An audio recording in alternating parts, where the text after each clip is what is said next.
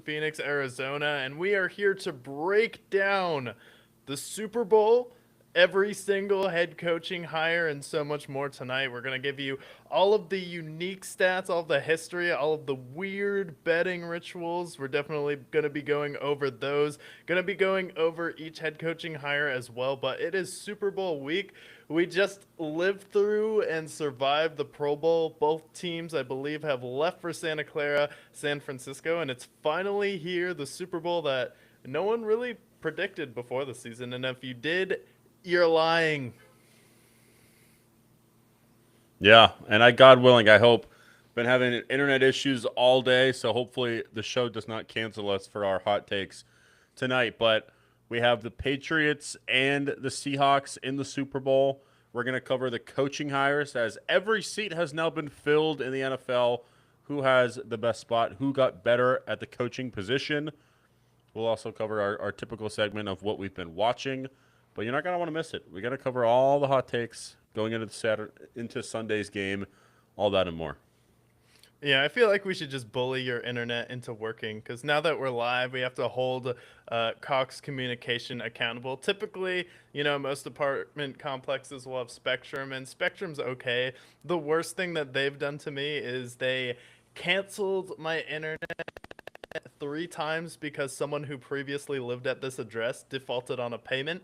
So they tried to charge us an activation fee multiple times. But other than that, the interview's good. Some other apartment complexes have like Google Fiber where you can game, have high speed internet access, but you only have Cox Communication there. And I feel like if we talk about them, maybe trash talk them a little bit, we can bully them into actually working.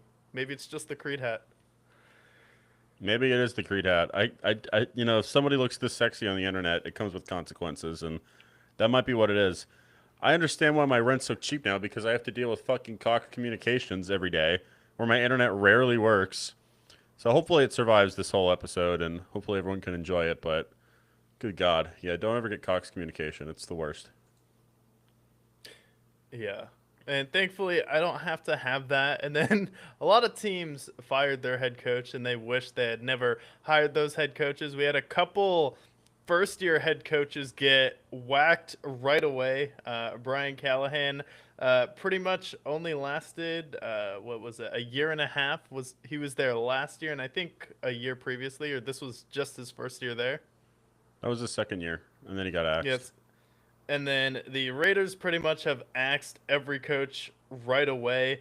And then everyone else had their head coach here for a little bit. So what I wanted to do to start the show is just go over every single team's head coach, where they were before, and then if we think if this is a upgrade or just kind of a fill-in head coach. So we start with one coach that we missed. It happened the very next day after we recorded. Same thing with Robert Saleh, but the Bills fired Sean McDermott and they hire internally Joe Brady as their head coach here now. What were your thoughts on that? I thought it was lazy. I thought Joe Brady was a fine coordinator for them, but this is a team that needs a brand new identity. Like you had Sean McDermott all these years, you failed, and rather than looking elsewhere at someone like I know John Harbaugh had been fired, but like John Harbaugh could have been available. Kevin Stefanski was available at the time. All these different coaches that you could have gone for, or better yet, go for someone like a Clint Kubiak who's been successful in Seattle, who's still available. Instead, you hire internally. I don't think that solves your issue, and I don't know how good Joe Brady's going to be as a head coach. But at best, I feel like he's going to be as good as Sean McDermott, maybe slightly better. But I just don't think this is the right hire. I think they needed to look elsewhere to find what they needed. So I think this is a nothing hire. I would grade it like a C plus at best. Yeah, and the thing with Joe Brady being hired as the Buffalo Bills head coach is this. We already know that Josh Allen doesn't listen to him. We now know that he told Josh Allen at the end of the half, if nothing is there, throw the ball away and don't try and do too much. And what does Josh Allen do? Literally lose them the game because of those 3 points that they gave up to Denver at the end of the half. So we already know that Josh Allen doesn't respect this guy enough to listen to him. Now, is this just a Josh Allen issue where, hey, I'm the MVP? last year. I have my superstar wife. I have my contract now. So why would I need to listen to anyone? Or is this a internal issue where it's like, okay, well, Joe Brady's already been his offensive coordinator. Now, who is going to be the person that is going to kind of fix where we've already seen the Buffalo Bills have the same issues on defense? I definitely think Sean McDermott has had some meltdowns. And then on offense, you've also had them under Joe Brady. And there's only been three head coaches that were promoted internally that have gone on to win a Super Bowl. I believe one of them was Mike Tomlin. The other one was another Steelers head coach as well. I believe it was Bill Cowher, and the other one's slipping my mind. But there's only been three head coaches that were. Oh, it was Gary Kubiak for the Denver Broncos, where John Fox left, and then they hired Gary Kubiak. But I think Joe Brady's a good coordinator, but is he on the level of someone like Gary Kubiak? Does he have that kind of cachet? I don't think so. And then the Bills are kind of just thinking like, well, we don't want to let like a Liam Cohen or a Kyle Shanahan or a great offensive coordinator like Matt LaFleur just walk out the door. So we might as well keep him as our head coach because you look around and there really weren't that many other great options. So do you think this could be a Gerard Mayo situation where we'll try it out for a year? If it doesn't work out, we're probably going to fire you at the end of this year. I don't think it's going to be like Gerard Mayo, but it really depends on who they put around him. Like they need to get a great defensive coordinator. Maybe you can poach someone like I know Leslie Frazier was successful for the Vikings defensively in the past. You have the um, Vic Jim Schwartz. Fangio's. Yeah, Jim Schwartz is still available, so like maybe you can poach them. But I just feel like I the problem is that the Bills have proven to be too patient with their head coach. They should have fired Sean McDermott 3 years ago. They should have fired him after the 13-second game, as far as I'm concerned. But they kept him around. So I feel like they're going to do the same thing with Joe Brady. They're going to keep him too long. Even if he's a horrible head coach, they're going to keep him at least 2 years because they don't want to admit that they made a mistake. So I think it's not going to be Gerard Mayo, but I don't think it's going to be a successful hire.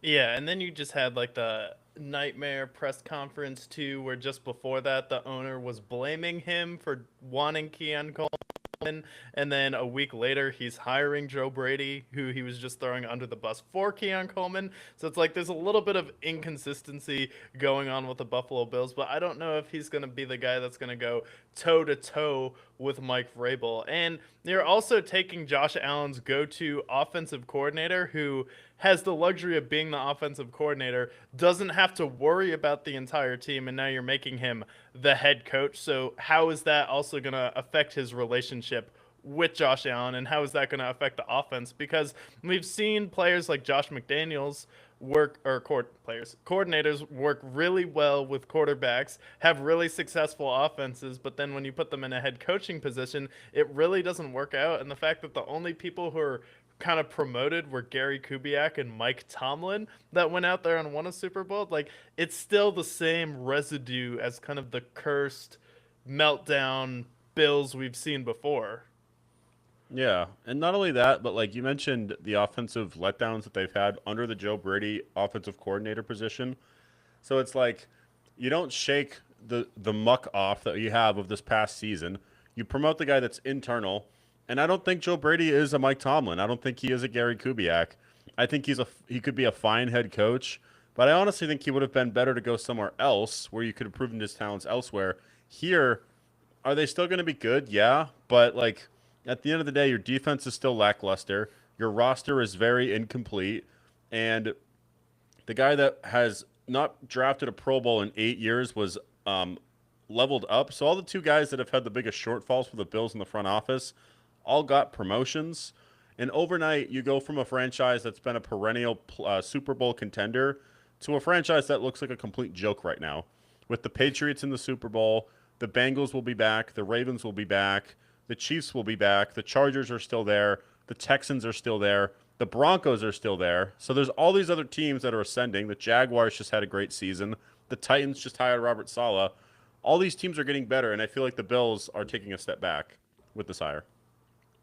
Yeah, no, this is definitely a weird one. And if I'm Josh Allen, I'm like, what are we doing here? Especially you mentioned the front office one where he hasn't drafted a Pro Bowler. You haven't really had a successful front office, especially drafting on offense recently. So definitely a weird one for the Buffalo Bills. Again, we were right again, not hiring the right guys. So we'll see how it plays out with Buffalo.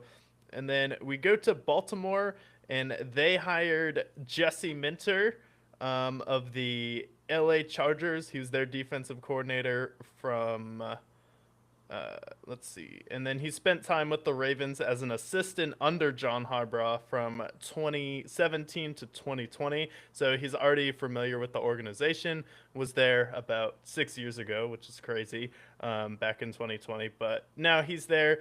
Defensive head coach really depends on who they get for an offensive coordinator. But overall, we've gone over this one before. Do you still like this? Do you like it better than something like Joe Brady? I do like it better than Joe Brady. I don't know if I can say Jesse Minter is going to be a better head coach than John Harbaugh, but I think what they do with him is that it's a more defensive focused team, and they have enough talent on defense that I think you can turn them around. Just 2 years ago, they were the number one defense in the league. So can his brains? I mean, he made the Chargers defense really, really good this year. They were top five defense. So if they can go back to the vintage Ravens teams, then I like it, but I don't know if it's an upgrade. I feel like it's a fill-in more than it is a promotion, but it's a fresh face, which is something we can't say for the Bills hire, and I think it's going to help them focus on the part of the ball that they've been struggling with the most the last 2 years.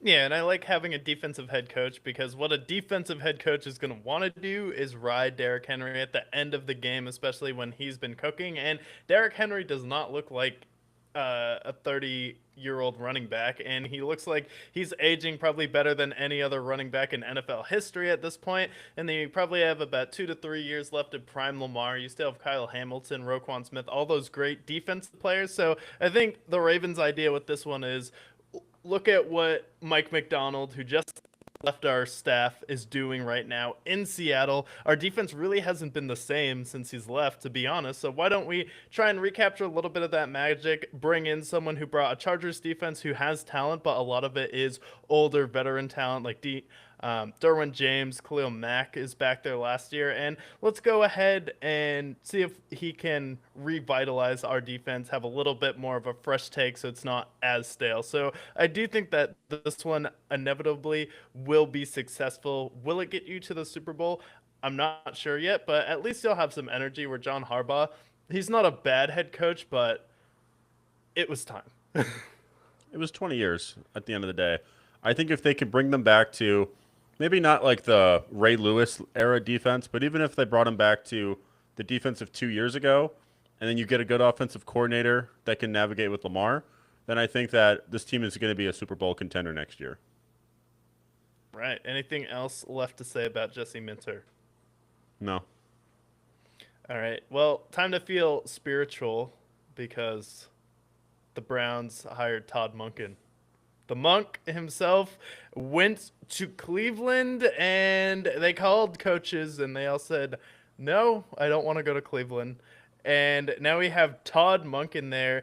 And did you see the clip from Emmanuel Acho where he's like, if I'm Shador Sanders, why would I listen to someone like Todd Monken? What has he done in the NFL to earn my respect? And he's openly calling for him to not listen to his head coach that the Cleveland Browns just hired, knowing that like Shador Sanders, I mean, he's not necessarily the best quarterback in the world himself. I mean, he looked like Snoop Huntley at best last season. Yeah.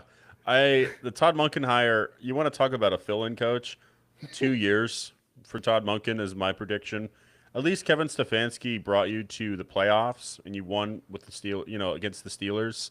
And he was coach of the year twice, but with Todd Monken, I feel like this is definitely a regression from head coach. I don't know if I love this hire. Todd Monken came from the Ravens. Was he the offensive coordinator for the Ravens, if I'm not mistaken? Does it say there? Yeah, he was the previous Browns OC in 2019, and then he also won 2 national titles at Georgia, and then yeah, he was the Ravens offensive coordinator. Yeah, and that offense was terrible last year. Like I mean, for what they are, at least for them having Lamar and Derrick Henry, I don't like this hire. But it's the Browns, and what else could they have gotten? I don't know. There's 2 teams on this list that I can't judge their head coaching hires that badly because they're going to have a new coach either next year or the year after. So for the Browns, I'll leave them alone. Nobody wanted to go to Cleveland, so it is what it is.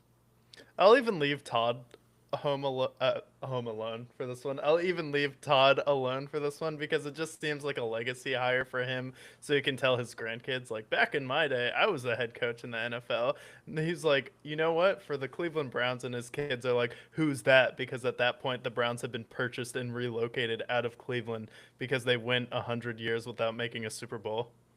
Yeah. Yeah, I can't make fun of Todd. Higgins like, you know what? I was 7-34 as a head coach, something that nobody else can say. So you know what? Credits to him. But I feel like too we've seen sometimes we see like okay or like medium coordinators go become a head coach and surprise us when they go somewhere else, and then we've seen really good coordinators go and flame out because they're more of just a numbers guy. So maybe he'll have that kind of, I don't know, maybe he'll be a good head coach and he'll be like a good manager of the team. But definitely no hate for Todd Monken. And then Cleveland, they really just could not hire anyone else. So for this one, I've kind of like, I take the blame off of both of you. Leave him alone. Yeah, leave Cleveland alone. We'll see what they do. Hopefully they do good. And then Las Vegas hired my number one head coaching candidate so far, Clint Kubiak. He's going to be a Las Vegas Raider. He's going to have the number one pick coming from Seattle. Uh, you mean arguably bringing Sam Darnold to his best season, coaching JSN to potentially a offensive player of the year, the best wide receiver in the league this year, right there with Puka Nakua. Puka did miss some time, so maybe Puka would have passed him. And then the best Kenneth Walker I've ever seen. So Clint Kubiak, I thought, should have been the number one head coaching candidate, and now all the prime jobs are taken in Atlanta, Buffalo, but he does go to a pretty good situation where he has arguably the best tight end duo in the league with Michael Mayer and Brock Bowers. And then he has Ashton Genty. I think he can definitely turn his career around. He just needs to fix the offensive line, maybe hit on a wide receiver in the draft. And then you still get to take whoever you want at number one at quarterback. Yeah, I like this hire a lot. He's a guy that's been due for a while. He's been good. He's been great for Seattle this year and what everything you mentioned there. And the Raiders scenario, it looks a lot worse than it sounds. You're going to get Francisco Mendoza, who's the top prospect in this draft. You're going to have your quarterback for at least the next 2 to 3 years. And then you pair him with Brock Bowers, who I think is the best tight end in football. Ashton Dempsey is very talented. And then on the defensive side, you still have Max Crosby locked up, so he's still there. And Trey Tucker last year for wide receivers, he was fairly successful for them, despite the fact that they didn't have a great quarterback personnel. So if Mendoza is, even if he's an average quarterback, I think that's going to be an improvement for them. He doesn't throw a lot of interceptions, so I like it. Not only that, they have a bunch of cap space.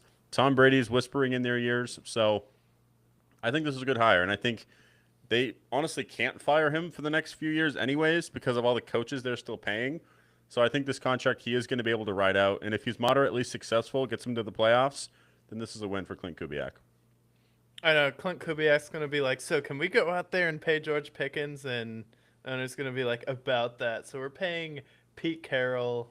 We're still paying John Gruden as well, and also we're paying Josh McDaniels, who just coached against you in the Super Bowl. And Antonio Pierce. Let's not forget about Antonio Pierce. Oh yeah, I forgot about Antonio. Yep, you Pierce. forgot. It's hard to keep track of Raiders head coaches these days. I forgot about Dre. So yeah, I mean, like they can't really, even if he's terrible this year, they can go winless, and they really can't fire him. I think he's going to be a good head coach for them, though, and especially with the Chiefs are in a bit of a regression. They have to retool. The Chargers are the Chargers, and then Denver had a very good season, but are they going to continue success next year? Especially with Bo Nix being hurt, we'll see. So the Raiders, they have a lot of work to do, but I do think that they could be in wild card contention within about a year or two, depending on how good Mendoza is, of course. Yeah, speaking of Denver and Bo Nix, did you see like Sean Payton talking about his ankle injury in a press conference, and then Bo Nix was also mad that he mentioned it, and there's a little bit of tension there now. I'm like, wait a minute, where did this come from? Yeah, I mean, we all know Sean Payton's an asshole. That's very well documented, especially Bountygate of all things. But I thought it was weird. I didn't really know why Bo Nix got mad because it's not like that report is like not available online. Like you can find his history very easily. So like I get why maybe he doesn't want him to air it out, but I don't really know why Bo Nix was so mad, if I'm being honest. And I usually wouldn't side with Sean Payton there, but I don't really know why he got mad, to be honest. Yeah, and then for Sean Payton, you also know it's available online too. If I knew that before, like, what do you mean if you knew that before? You're the one who drafted him. Yeah, it's like it was weird. That was weird. Denver, they went from basically just a field goal away from making the Super Bowl to like, is there friction here? Because like Sean Payton, he's kind of a bully. He's kind of you saw what we did to Russ, publicly humiliated him in Denver, and now they have Bo Nix, and Bo Nix is the future for them. That's good to see, but there's already friction there, so it's weird. Denver's a weird place, and Bo Nix, he's a strange quarterback. Kind of seems like a strange guy too. But like, I don't ever remember. I get Russ, but I don't ever remember Sean Payton like publicly humiliating Drew Brees like this. Maybe I was just too young during that era, or Drew Brees is just someone who could take it. But the fact that he's saying this about Bo Nix gives me cause to pause. Like, does he actually think Bo Nix is the guy going forward? Because I think Bo Nix played really well in that Buffalo Bills game. I mean, he outplayed Josh Allen. He had less turnovers. He had really clutch touchdowns, and now you have this weird friction going into the offseason. And the fact that Bo Nix said publicly, I don't like that you said that instead of privately, like, hey, coach, why would you say that? Like, talking to him about it behind the Yeah. scenes, like, why is this public? Yeah, it shouldn't be public. And I don't know if this is on Bo Nix or it's on Sean Payton. But either way, like this is something that should be internalized. This shouldn't be public for anybody. Because now we're talking about it instead of talking about the Super Bowl. Like I just think it was weird timing for Bo Nix and for Sean Payton to air that out. Yeah, definitely a little bit odd. And then now we have, for the first time in NFL history, you're hearing it for the first time on the Brickyard. There are two sets of brothers coaching in the NFL. Mike LaFleur, the youngest brother of Matt LaFleur, the LA Rams offensive coordinator, is now the head coach of the Arizona Cardinals. He had a cup of coffee with Sean McVay, and guess what? He got a coaching job. Checks out. Honestly, if this was any other franchise, I'd be like, I don't see it. I don't believe it. But the Cardinals, everybody said no. You know who said no to them? Ron Rivera. Ron Rivera did not take an interview with the Cardinals. John Harbaugh said no. Kevin Stefanski said no. All they could do was get a Zoom meeting with Robert Saleh. They couldn't even get an in-person meeting with Robert Saleh.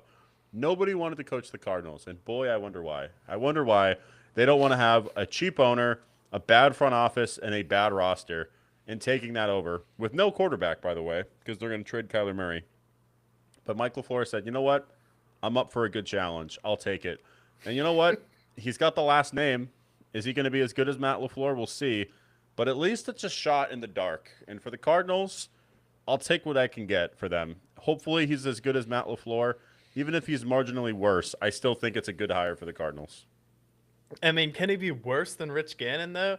And I No. look at this one, it's like, Ron Rivera actually did Ron Rivera, just to clarify, did he decline an interview or did he forget that he had an interview? That part I'm not sure. But either way, Ron Rivera is not their coach. So something behind there slipped through the cracks. But I'm going to assume it's Ron Rivera forgetting. But I think like LaFleur, he's got the brains. He was good for the Rams this season. Puka Nacua had a great season. So that being said, like you are working with the best offense in the league, arguably, with Stafford, Puka, and Devontae. So it's pretty easy to draw up plays for those guys. It's going to be a little bit harder when you're drawing up plays for Marvin Harrison and Michael Wilson and, Michael Wilson's Emmanuel kind of a dog DiMarcardo. though. They have a decent, they're okay. But the quarterback position, Jacoby Brissett's your future. Your defense is underwhelming. They have a lot of holes to fix, and I don't know if that draft is they're going to need a few drafts before the Cardinals are competitive, especially in that division.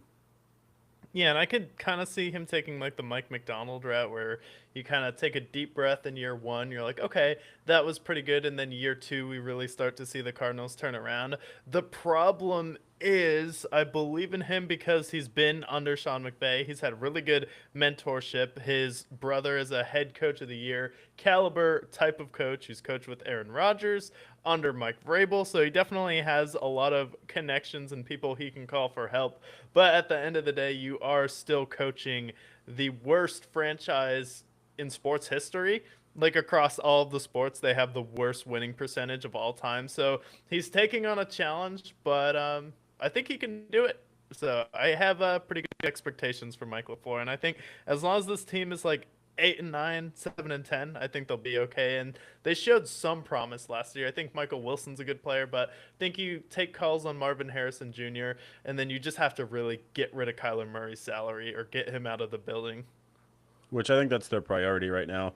I will say, like with Mike LaFleur, there's enough talent there, and for the Cardinals, a successful coach is just them bringing them to the playoffs. Doesn't even matter if they win. Cliff Kingsbury, in the eyes of Arizona, is seen like a god because they were 7-0. They wrote a book. Doesn't matter. So for them, like they just need to make the playoffs, and that's enough. And if he can do that, he's going to get a trophy outside of Arizona. So Did he that's write a really book? he did write a book. You didn't hear about the book? He wrote about a book because he No. went 7-0. That's what the book is about, is going 7-0 and getting destroyed in the playoffs and then going to I didn't Thailand.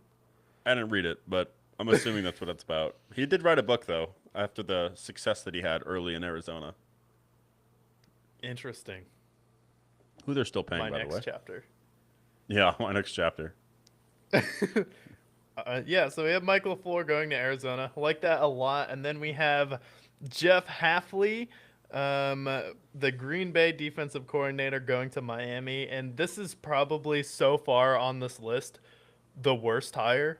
I mean, a lot of people are like, oh, our defense was actually pretty good before Micah Parsons got injured, but your defense should not fall apart when Micah Parsons is getting injured. And you also should not allow 25 points in a fourth quarter in a playoff game and then be considered to be a head coach when your specialty is defense.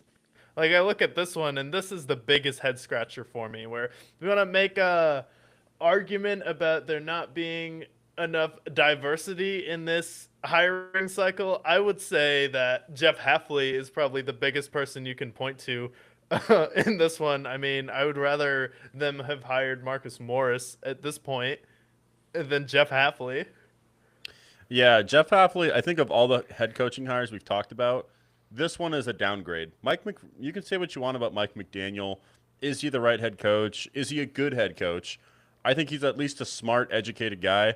And Jeff Hafley, I'm not sure what his pedigree is. I know he's not a dumb guy by any means, but I think they took a step back there for sure. He's a little bit younger as well.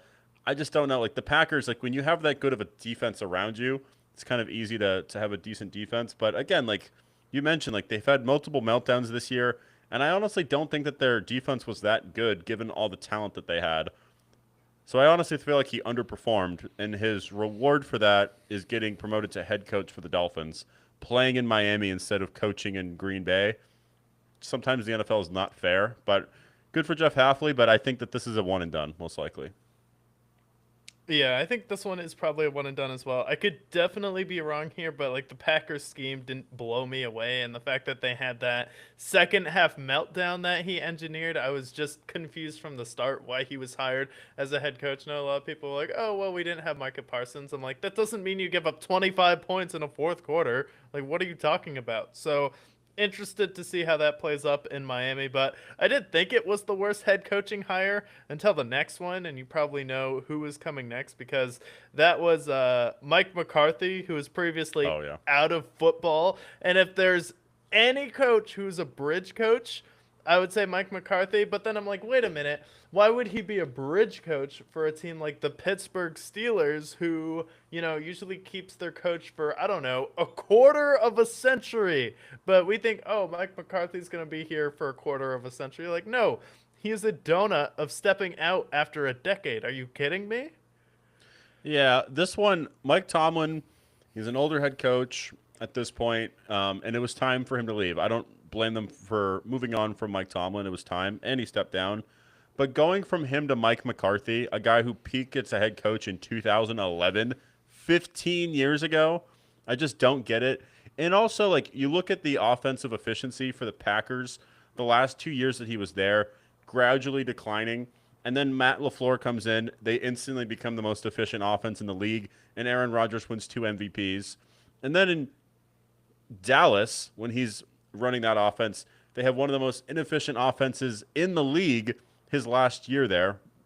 And then as soon as they replace him with Brian Schottenheimer, they enter into the top 12 efficiency in the NFL as far as efficient offenses.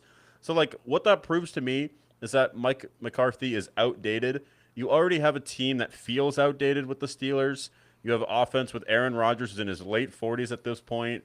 The running game has always been pretty middle of the pack the last decade post Le'Veon Bell.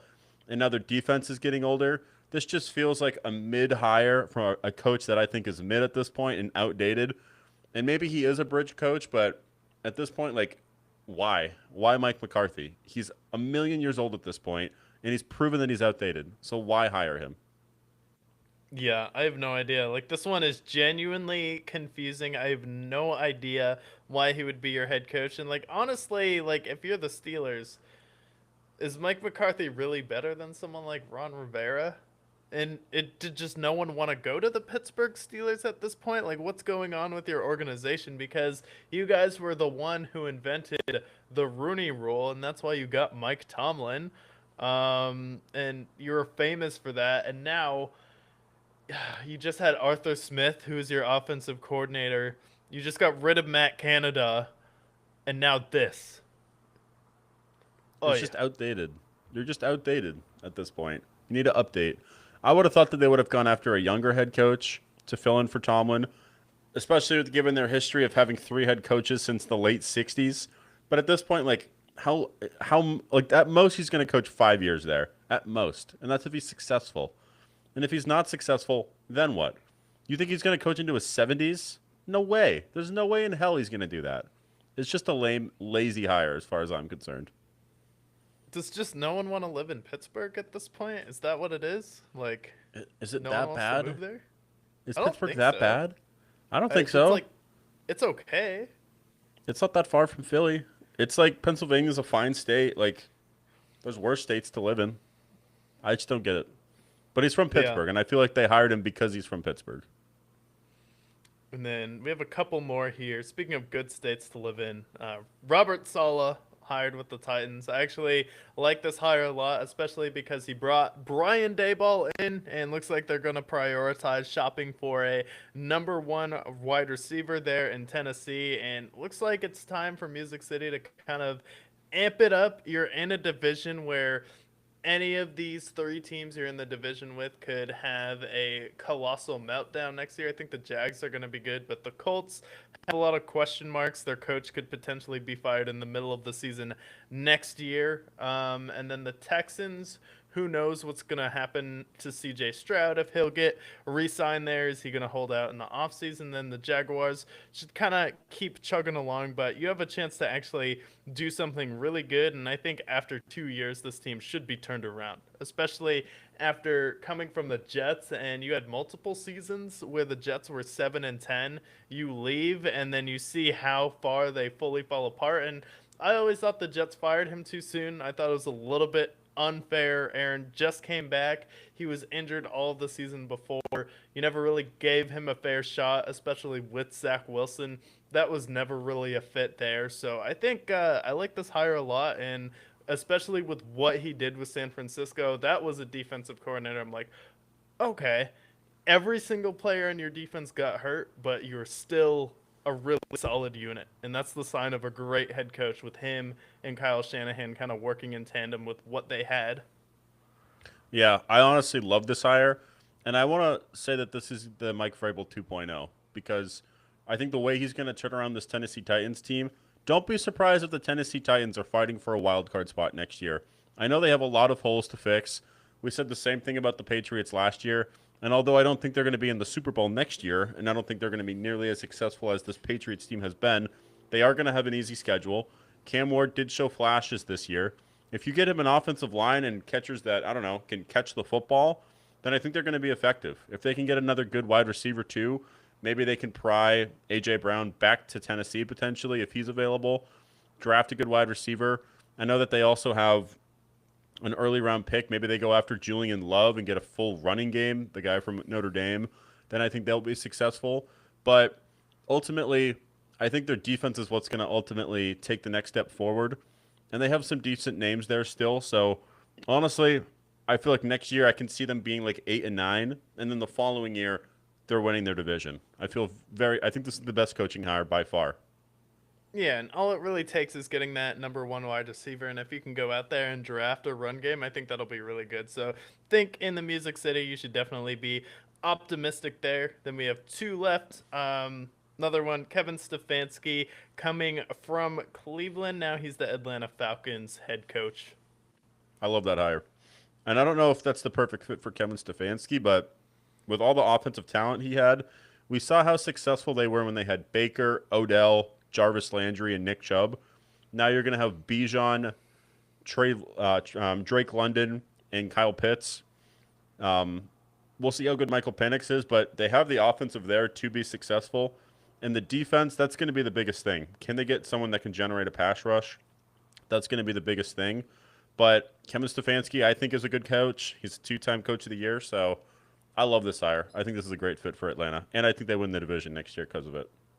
Yeah, and I'm just really curious to see how he uses Darnell Mooney next year. That's definitely at the top of my list for Kevin Stefanski. But I think this is going to be a really good hire for Atlanta. Just my one concern, and I've stated this before, is he had a hard time figuring out the quarterback position in Cleveland.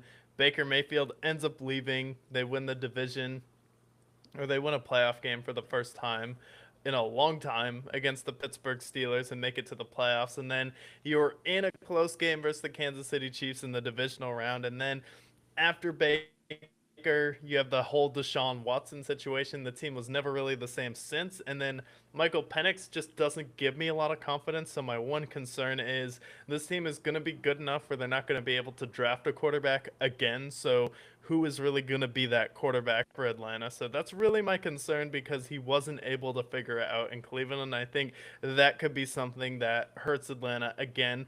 They were in a lot of close games, though. Maybe he can bring the best out of Michael Penix, but I think that is just my one question for them. But overall, I do like it and think he'll be able to utilize Bijan Robinson to his full potential.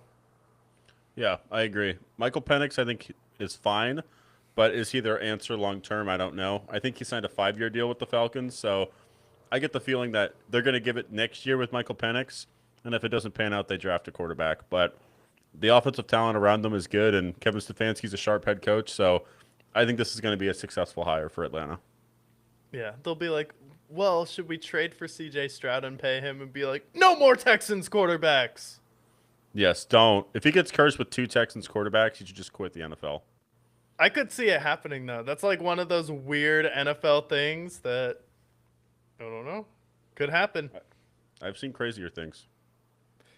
And then last one, John Harbaugh to the Giants, and he was the Ravens head coach from 2008 to 2025.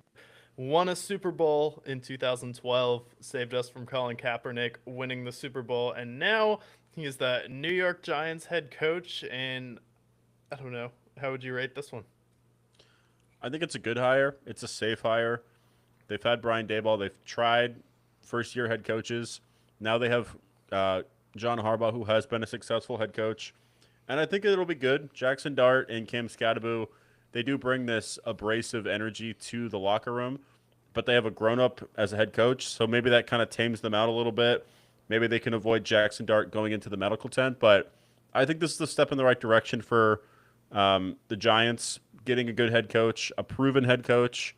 If it fails, it's probably not John Harbaugh who is at blame for it. So I think this is good. I give it a B plus.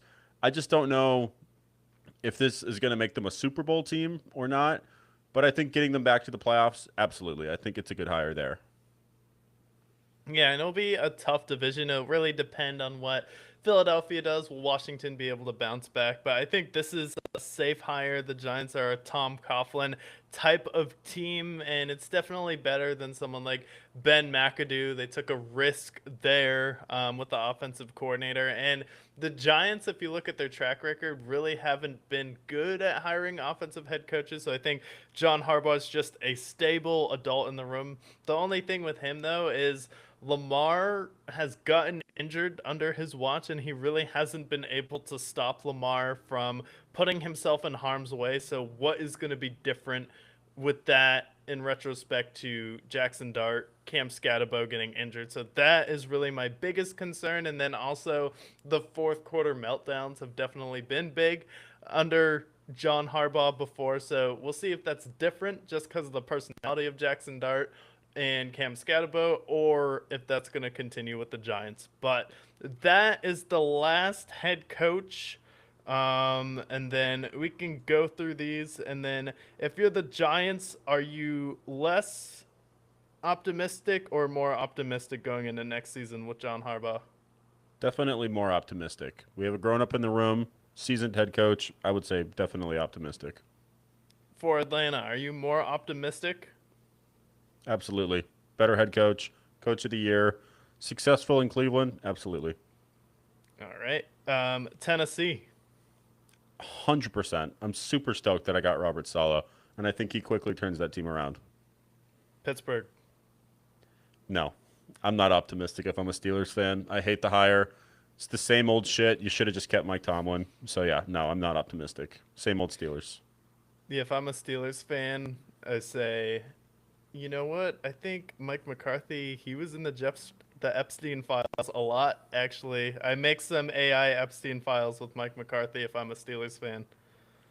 Same with Miami with Jeff Halfley. If I'm a Miami Dolphins fan, I'm like, Jeff Halfley mentioned in the Epstein files over 1,000 times. Yeah. Yeah, I don't like this hire. It's a worse head coaching hire. I think it's a step backwards. So, yeah, I'm not optimistic if I'm the Dolphins. And then the Cardinals, Mike LaFleur. Decently optimistic. Better than Jonathan Gannon.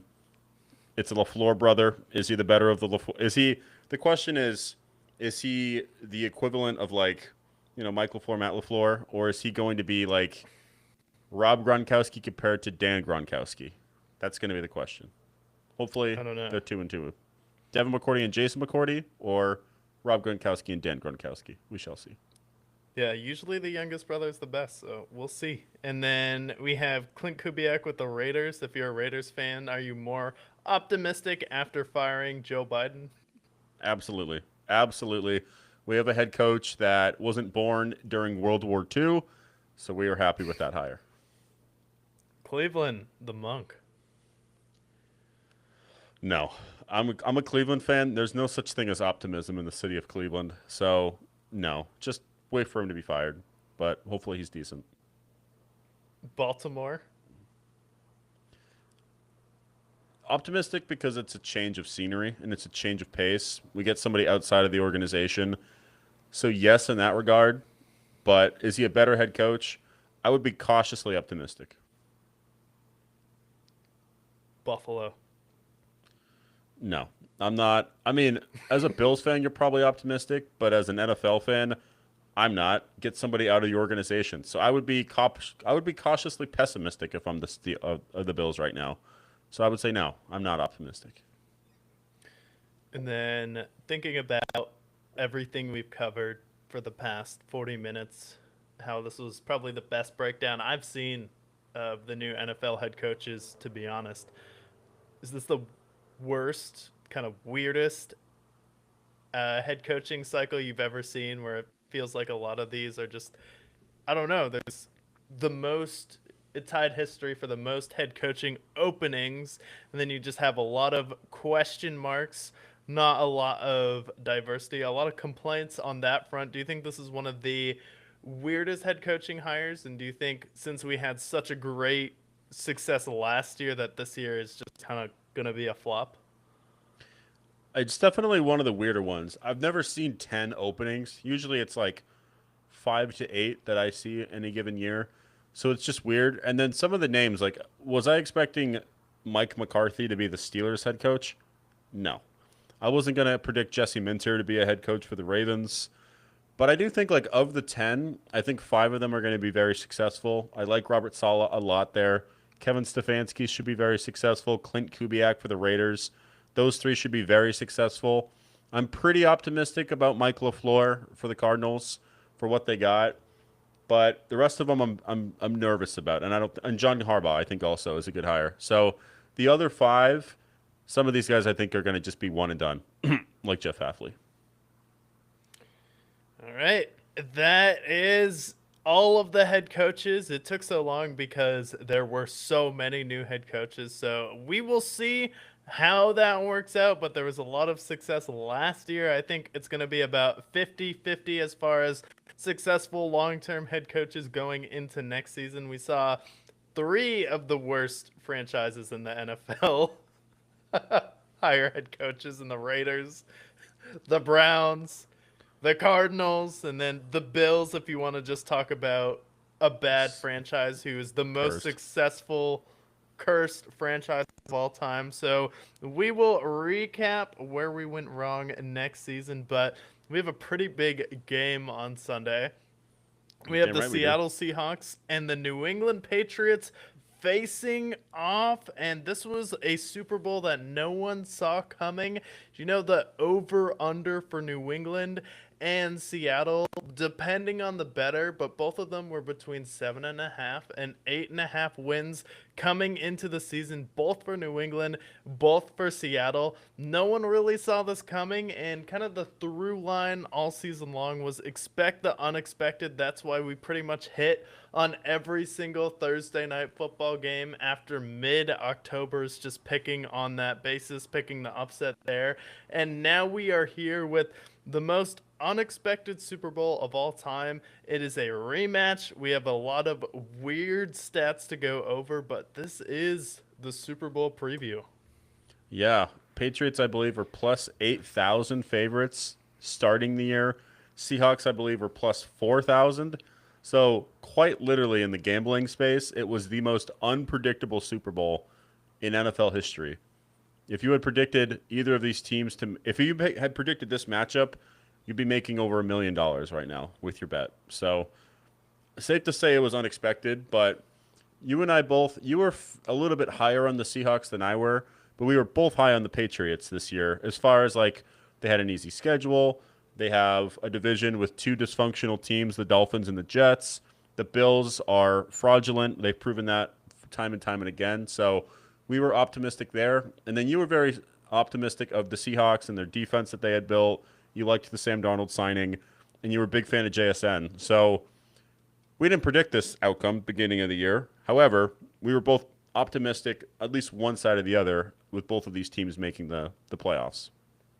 Yeah, I was definitely optimistic. Seattle was a question mark, and then we had New England at 10-7, which was still a game and a half above what was predicted by Vegas. So we still had them at on the higher end, but really my question mark for New England coming into the season was the wide receiver position and also the tight end position. And Ramondre Stevenson was coming off a bad injury.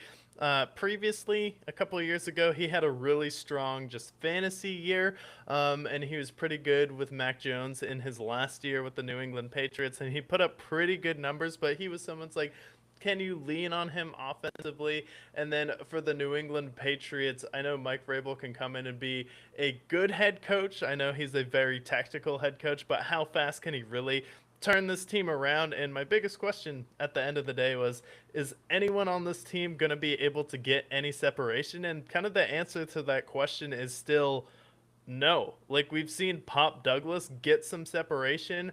Mac Hollins, the only time they got some separation was versus Denver. However, they still put out a pretty good offensive output this season. And then defensively, they were one of the better teams in the league this year. But they scored about 28.8 points a game, which was second in the NFL. And then Seattle was third at 28.4 points. And then Defensively, Seattle allowed just 17.2 points, which was the best in the NFL. Patriots were fourth with 18.8 points a game. And then they're both 6-1 against common opponents. They had 7 common opponents this year, and they had the exact same record versus them. Yeah. So I'm interested to see here. So the cool thing about entering this Super Bowl for me, for the Patriots, they had a tough weather condition against the Chargers. The Texans game, although it wasn't a tough weather environment, it was tough in the sense that you had the best defense in the league you had to face. And then in Denver, it was literally snowing the second half of the game, which made the conditions even worse. So now they go to Santa Clara. I think their offense is going to look better than it has these last 3 playoff games for the Patriots. And then for the Seahawks, for them, I do think that the Rams game did expose the fact that they can get got in certain scenarios. Can they run the right schemes for them? It's a lot easier when you have Puka Nacua and Devontae Adams to break the game open for you compared to Keyshawn Butte and Stephon Diggs. But that being said, I do think the Patriots are going to be looking better offensively than they have these last 3 playoff games. So I think that's an important part. And the other part is the Patriots' defense. They have allowed the 4th least amount of points in the postseason in NFL history. And the names above them are the Legion of Boom, the 2000 Ravens, and the 85 Bears. We're talking historic defenses that they're compared to at this point with how they've played. So I do think we're going to see a better Patriots team. A lot of people are betting the Seahawks in wide margins. I would say about 70% of the money is on the Seahawks. And I don't think, whether or not the Patriots win or not, I do think that the spread of 3.5 is an easy take if you're a betting man for the Patriots. Simply for the fact that if you look at every single Patriots Super Bowl, they've been close. Every single Patriots game this postseason has been fairly close. And with all the conditions that I just talked about, I think it is going to be a scenario where it's going to come down to a field goal, whether it's Jason Myers or the kicker for the Patriots. Yeah, and the underdogs have covered the spread in 5 straight Super Bowls for the There it past is. 5 Super Bowls, and then overall the favorite split is nearly even throughout history. And then the first score, 67% of the time, has gone on to win the Super Bowl. And then the this one is also a unique scenario where rematch favors the Patriots. In Super Bowl rematches, the Patriots are 4-0 historically. And then which is rematches that they have won. And then you also have a situation where this is Drake May at 23 years old going up against Seattle, and who also faced Seattle back in 2005 when they were 23 years old. It was Ben Roethlisberger, and if Drake May wins the Super Bowl, he would be able to break Ben Roethlisberger's record of being the youngest quarterback to win a Super Bowl. And then you mentioned them only allowing 26 points. This was a feat that was only previously done by the 2000 Ravens. Yeah. And the 2000 Ravens might be the best defense of all time, arguably. So there's a lot of things that go in the Patriots' favor. Another weird stat, I sent this to you earlier, but every single time the Patriots have won the Super Bowl, it's when the groundhog has not seen his shadow in 6 more weeks of winter. In 6 of their 6 Super Bowl wins, it has been them with them having 6 more weeks of winter.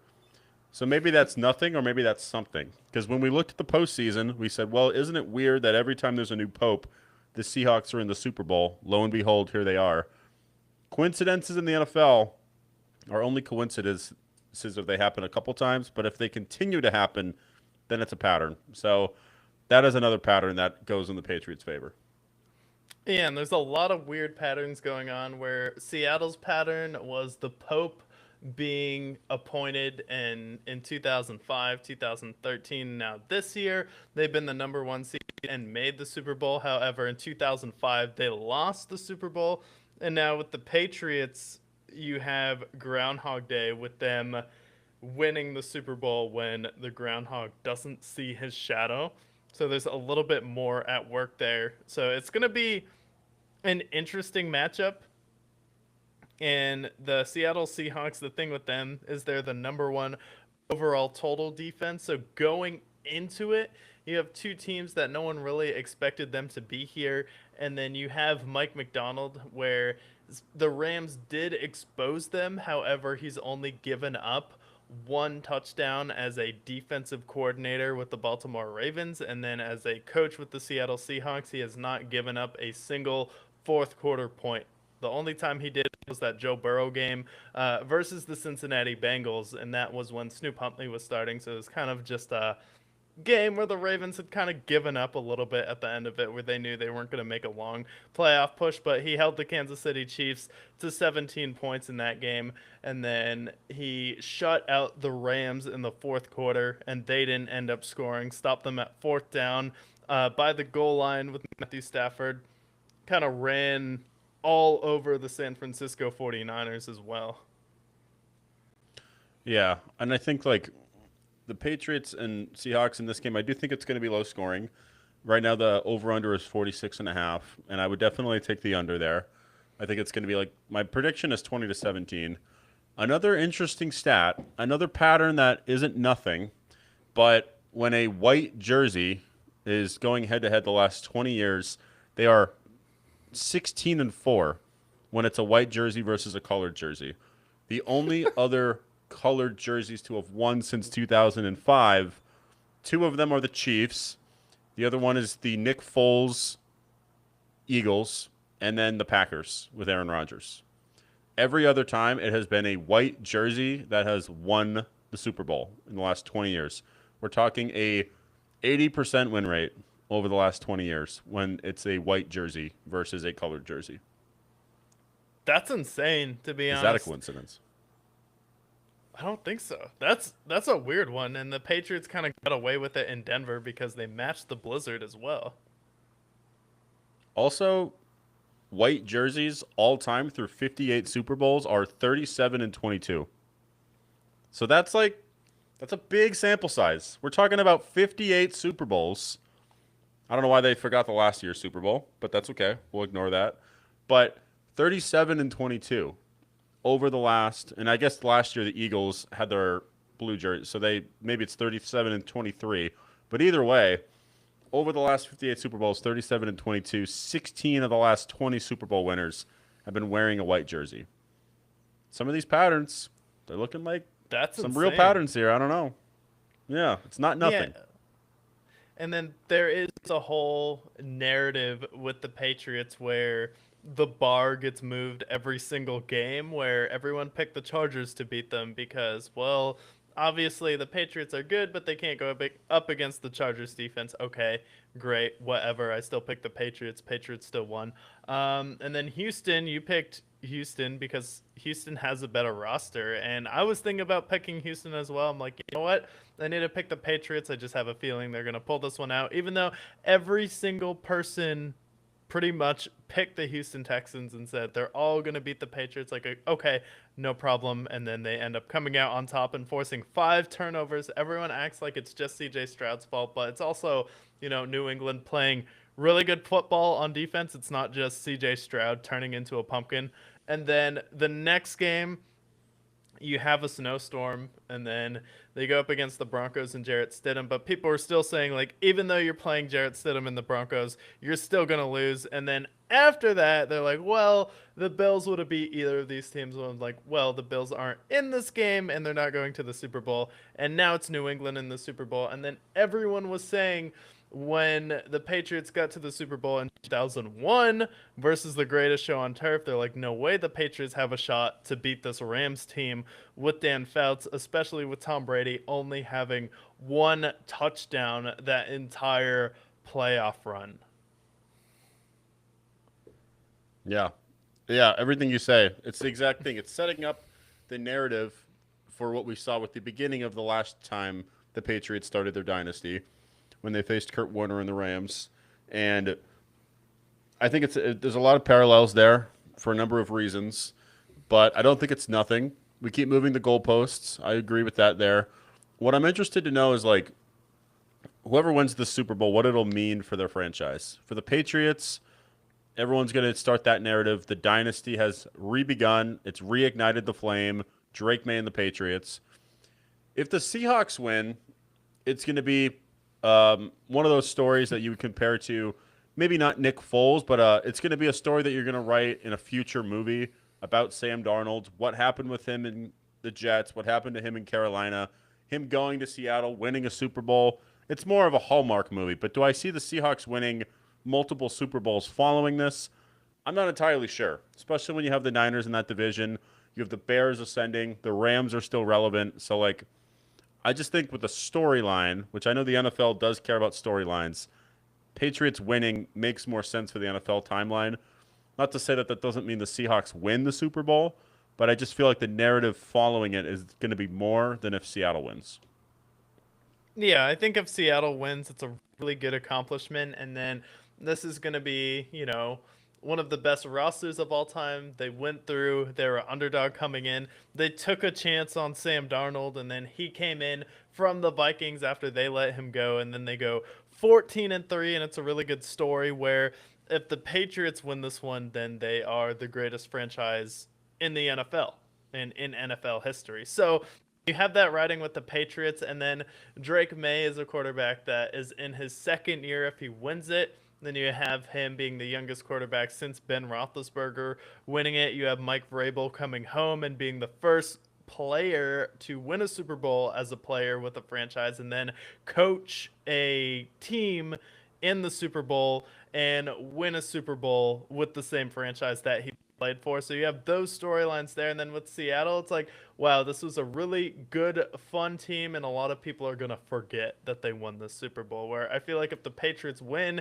it'll be an underdog story and it'll be a lot more memorable. Even though a lot of people had a lot of questions about both of these teams, some people are really confident with the Seattle Seahawks. A lot of people are thinking the Patriots are going to be competitive, but definitely limited on offense coming into the playoffs. And then if the Patriots win the playoffs, it'll be the ultimate underdog kind of comeback story, cementing themselves as the greatest franchise in NFL history. They already broke the wins record in playoff history when they won versus Denver on Sunday, and they broke the tie with the San Francisco 49ers. And if you top it off with the Super Bowl, with Drake May being so young, where if Darnold wins it with the Seahawks, like, okay, I don't think it's that memorable, to be honest. It's cool. It's Well, nice. I think also like you're talking about two guys who are top 10 quarterbacks this year, but Sam Donald is one of those guys that I think a lot of people are hesitant to put in the top 10. Whereas Drake May, like, it's year two, the way he ascended from year one to year two with minimal weapons, I think people are going to put him higher in the pedigree of the NFL. Where would he go as far as the AFC quarterbacks? Is he going to bump someone like a Josh Allen, Lamar, or Joe Burrow off of the list of the top quarterbacks in the league? Will he be a top five quarterback if he wins a Super Bowl? Because right now, you have Matt Stafford, you have Jalen Hurts, and you have Patrick Mahomes as far as people who have won a Super Bowl in the NFL. Drake May joins that elite company year two with a team that has a bunch of cap space next year, with a team that still needs a number one wide receiver, with already has a good defense and already has their head coach. We know how great of an owner Robert Kraft is as well. So I think what it would mean for the Patriots just means so much more. And the fact that they're underdogs, for me, the pick for me is going to be the Patriots to win the Super Bowl. And my prediction is 20 to 17. Yeah, and also it's has anyone made a Super Bowl with less help on offense than Drake May? Like, think about it. Brady, maybe. No, Maybe. I don't even know if I could say Brady though, because he had Gronk and Edelman, who were Hall of Famers. His early Super Bowls, he had like David Givens, and mostly it was the defense that carried him. He had like the Kevin Fox of the world running the Really good football. offensive lines, though, with Dante Scarnecchia. True. Yeah, they always had good offensive lines. This offensive line for the Patriots is right now it's been pretty bad. They have the most sacks in the NFL this postseason, and Will Campbell is obviously banged up. They have multiple offensive linemen who are hurt. So the Patriots, like their offensive line is pretty bad. I don't know if it's quite as bad as the Cincinnati's offensive line that Super Bowl, but it's not great. It's definitely not where it should be for a Super Bowl winning team. Yeah, and you go back like Jared Goff, Todd Gurley, Robert Woods, Brandon Cooks, Cooper Cup, Joe Burrow, T. Higgins, Tyler Boyd, Joe Mixon, Jamar Chase. Okay. Matt Stafford had OBJ, who was playing really good that year, His and last year in his prime. Cooper Cup, who was playing elite. You have Tom Brady when he made it with the Bucks. It was AB was on that team. Chris Godwin was coming out of his prime. Mike Evans was at the peak of his powers. Okay. Russ, who did he have? Percy Harvin, Doug Baldwin, Jermaine Curse making ridiculous catches. Beast mode at running back.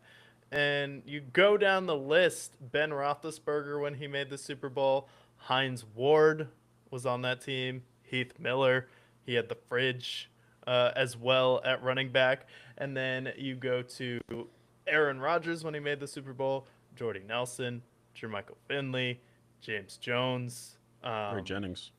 Greg Jennings. Yeah.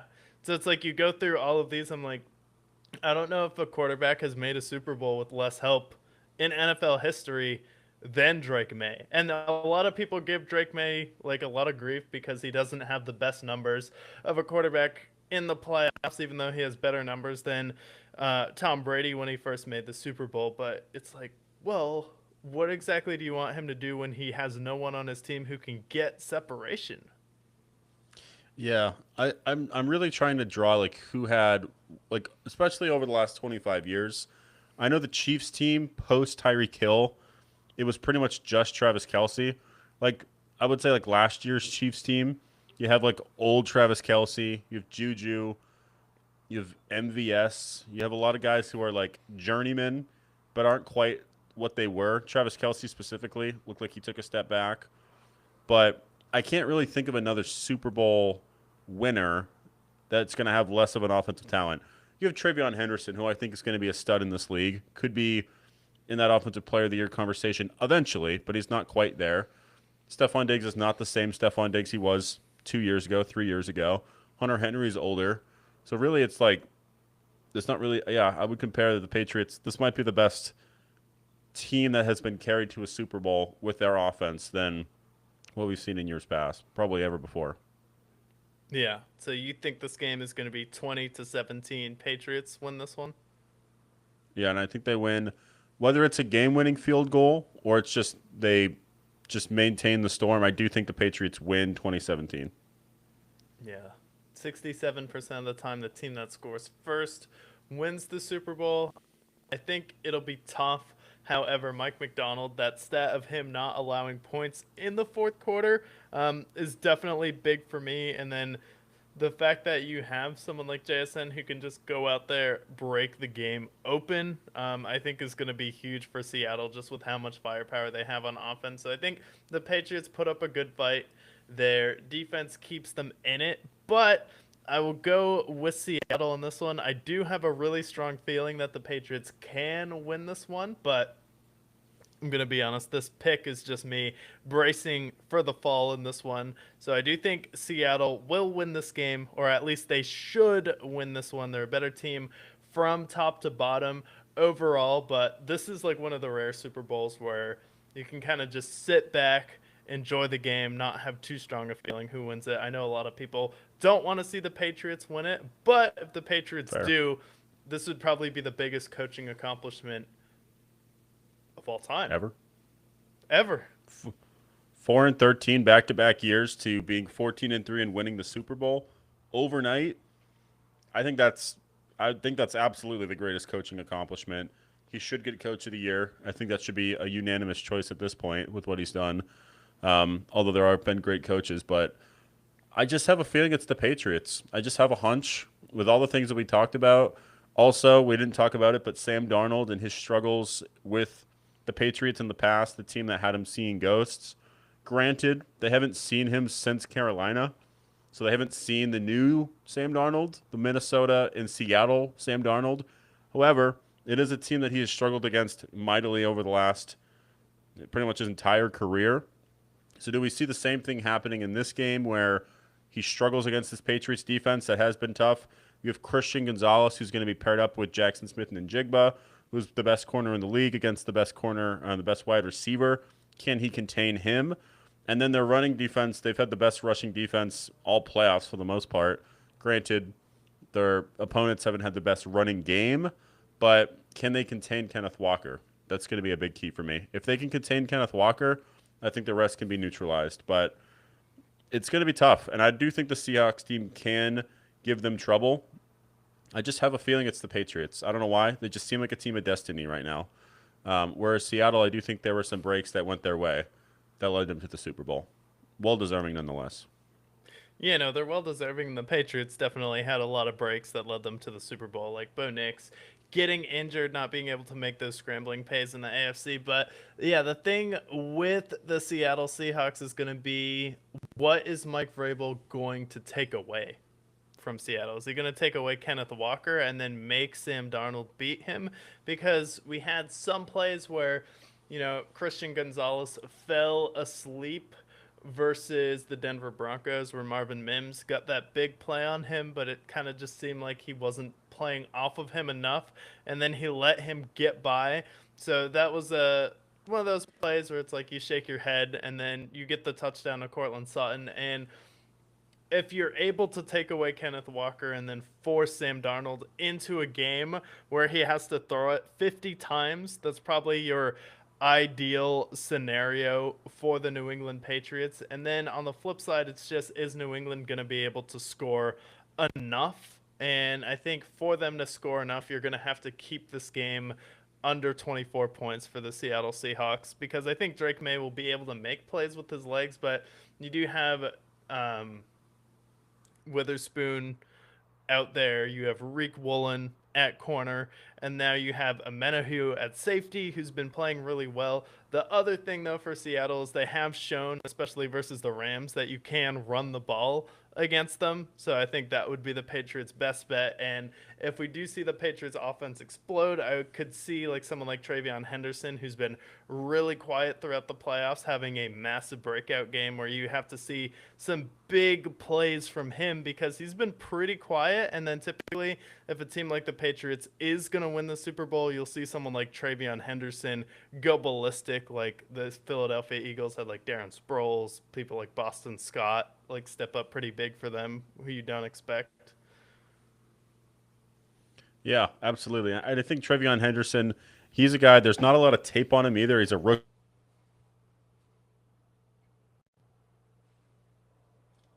from him. Hopefully Cox is stopping being lame in just a minute. Hopefully I'm not breaking up too bad. But I do think there's a real thing with Trevion Henderson and how he can stand up in this game. Can they avoid being sacked? Because Drake May was sacked 5 times this past game. Can that falter this year?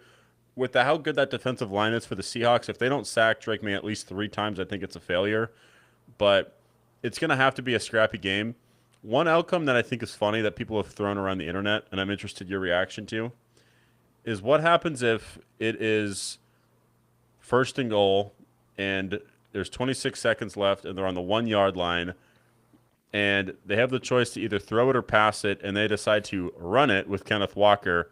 He gets stuffed, and the outcome then becomes, should they have thrown it and given it to JSN? I've seen that on the internet, and I just wanted your thoughts on that, if that's the outcome that it comes to.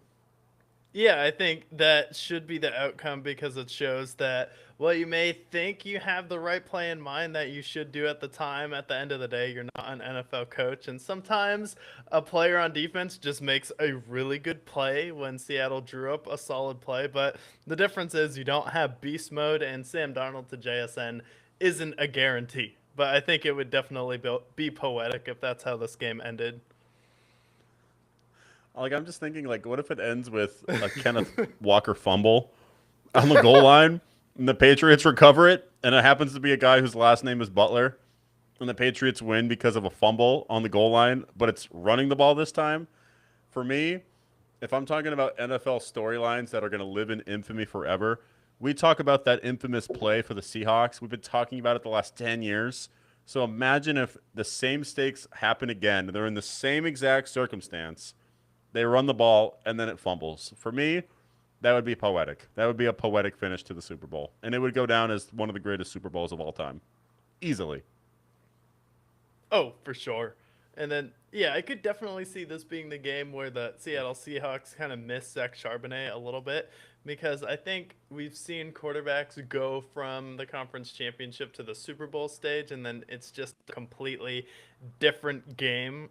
So with Sam Darnold, it's going to be, is he going to turn into what Jared Goff looked like, or is he going to still keep playing strong, have a similar Super Bowl to Nick Foles, and then kind of go at it versus the Patriots? But the Patriots have been able to generate a lot of turnovers in the playoffs. They've been able to confuse Justin Herbert and CJ Stroud. So I think with Seattle versus San Francisco, you started out with a lot of momentum versus the 49ers because you had that Rashid Shaheed touchdown return, and then you also had that big play to Rashid Shaheed where Sam Darnold hit him on a rope to start the game versus the Rams. But also with this game, you have to think about Seattle having a huge home field advantage in the first two games where Seattle is one of the toughest places to play in the playoffs, and then now you're on a neutral field, and then how is that gonna affect Sam Darnold, especially with the 2 weeks of everyone, the media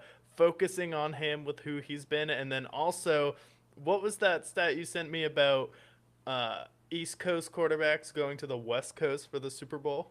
That was another one. Yeah, I got to pull up that stat. Another thing that I think a lot of people aren't talking about either is the fact that they are playing in a stadium of a rival franchise. And San Francisco is not a poor city by any means. Like, the people that could afford Super Bowl tickets live in Silicon Valley. And if they're 49ers fans, they can afford to go to these Super Bowl games. So that could be another thing where it is a home field advantage potentially for the Patriots in the sense that there's going to be more Seahawks haters in the audience for those who are not a fan of them. I'm trying to pull up the stat here. Here we go. So I got this up here for me. So in this century, every team the Super Bowl has been played in between the two teams, one team traveling east, traveling west. The team traveling east has been undefeated. They have won.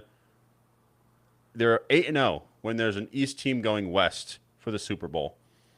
And the Seahawks, the way their division aligns, they are not traveling east. They are going just slightly west. So it'll be interesting to see. But right now, since 2000, we had the Patriots against the Rams in the greatest show on turf, the Bucks and the Raiders in 2003 with John Gruden, the Steelers with the Seahawks, the Steelers with the Cardinals, the Ravens with the Niners, the Patriots with the Seahawks, Patriots in the Jared Goff Super Bowl, the Chiefs against the Niners, and then the Eagles against the Chiefs. And now we have the Patriots and Seahawks in Santa Clara. So it's not a coincidence. I mean, that's 8-0 for teams traveling west compared to teams traveling east. So it's not nothing. It's not a nothing burger by any means. Yeah, and typically, so you have that. You have teams who get a rematch in the Super Bowl are typically going to come out on top. You have the underdog covering the spread in 5 straight Super Bowls. You have the Patriots winning all 6 Super Bowls after he didn't see his shadow on Groundhog Day, and now you have East Coast teams traveling west for the Super Bowl being 8-0, and then you have Ben Roethlisberger being 23 years old and beating the Seattle Seahawks in his first Super Bowl, I believe, in year 2. So there's It a was. lot The of white jersey interesting also. things. What was it? The white jersey also. The white 16 and jersey 4. also 16-4. Yeah. So there's just a lot of things that point to the Patriots winning. So I don't know. 3.5 point spread. It started at 4.5. It's moved in a little bit, but I get the feeling the Patriots pull this out. But I guess we'll see come Sunday. And then, how do you feel just about the Super Bowl coming into the season? This feels like a real reset year for the NFL where we don't have Josh Allen or Patrick Mahomes in the conference championship, and then kind of the Eagles not being there. Kind of a lot of people were begging for parity, and, you know, you wanted something else. Where did that bring you? Back to the Patriots. You wanted the Chiefs out of the Back to Super me. Bowl because it was boring. The boring. With Patrick Mahomes getting to the Super Bowl every year, people thought the NFL was rigged. And then this year, I can't really think of any egregious calls where I'm like, oh my God, that's the worst call in the world, or I feel like the refs are just completely slighted against this one team. Like, honestly, I haven't really thought about the refs because the only game you can point to is Denver versus Buffalo, but also they missed the safety, which should have ended the game right then and there. So when people complain like, "Oh my God, the Buffalo catch," like, "Oh my God, well also they missed the safety in the end zone, which would have immediately ended the game." So I feel like that is kind of just a wash overall. Yeah, and that game, like the catch, I also think was very arguable. Like you could argue that was a catch. You could also argue that's an interception. But the way that they called it on the field, it was just too close for them to overturn. So I don't think that call was egregious. Also, I'm not from Buffalo. Maybe that's why I feel that way. But I don't. I would agree that I don't think there's like a call. There's not like the infamous PI call in the 2018 Conference Championship, Saints and Rams. There isn't the holding penalty in the Super Bowl with the Eagles and Chiefs 3 years ago when they're holding Juju. So like there aren't these infamous calls. It doesn't feel like they're pushing one way or another. They're just kind of letting it play out, and that's why I feel like we've gotten to this point. But I think it's a good thing for the NFL having this reset. Where will the Chiefs be next year? Where will Josh Allen be? Where will Lamar be? Like this year, it's kind of setting a new guard, and it could be a new Patriots dynasty. It could be a new Seahawks dynasty potentially. I will say, like for both of these teams, they're both young. They have young head coaches, great head coaches. They seem to have their quarterback figured out as well. They have great weapons around them. So like either one of these teams can continue to compete following this year and be very successful. I'm more optimistic for the Patriots just given the fact that they have so much cap space and they're playing with house money, whereas the Seahawks they have a much more of a gauntlet to go through in the NFC right now. So that's my only concerns there. But both of these teams are primed to be continuous Super Bowl contenders over the next few years. Yeah, Sam Darnold's on a 3-year, $100 million deal, so definitely a good deal there. And this was a Super Bowl that no one expected because coming into the playoffs, it was really in the NFC, the Rams' year to lose, and then Sean McVay lost his first conference championship of his career. And then the Rams weren't able to score, and it was a kind of an odd AFC championship, but I thought the NFC championship was really good. The divisional round, definitely some good games, definitely a little bit weirder, but I thought the wild card round may have been the best wild card round of all time. But I still think probably the best NFL year of recent memory was 2022 when the Rams won, even though the Bengals lost in the Super Bowl and the Rams held on every single play of the last drive. I still think that that is probably one of the best Super Bowl runs of all time, them going through Tom Brady. It was a close game versus the San Francisco 49ers. The Bengals come back down in that first half. I think it was 21-10 by the end of the half, and then they're able to flip the script on the Kansas City Chiefs. So I think this year was really good. I think it's been better than the past 2 years, but I do think probably the best year in recent memory was 2022, if I'm remembering the exact year. Yeah, because that's the year that had the 13-second game with Yep. with the Chiefs and Bills, and then that conference championship with the Chiefs and Bengals was one of the best conference championship games of recent memory. And then the NFC championship, if I'm trying to remember, they faced the 49ers, and I believe that was with Brock Purdy. That was a I think successful it was Super Jimmy Bowl. G. It might have even, yeah, it could have even been Jimmy G for all I know. But that was a great Super Bowl run. I know Josh Allen that year.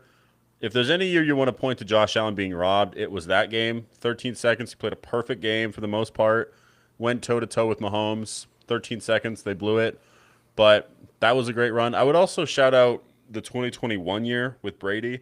The fact that he ran through Breeze, Rodgers, and Mahomes all in one run. Very impressive there. Um, but this year, it feels like the reason why people say there's something missing this year is because in the AFC, like I look at the seedings, and this was Buffalo's year to make the Super Bowl, and the fact that they didn't even make the conference championship is why there's something missing there. And then in the NFC, like I think most people believed it was going to be the Rams or the Eagles to repeat, but then we saw the Bears have a huge game. They beat the Eagles. They upset them. Probably could have beaten them in the Rams in overtime had things gone their way. And then the Seahawks were just dominant throughout their entire run. They dominated the Niners, and they didn't dominate the Rams, but it was a close game and they pulled it out.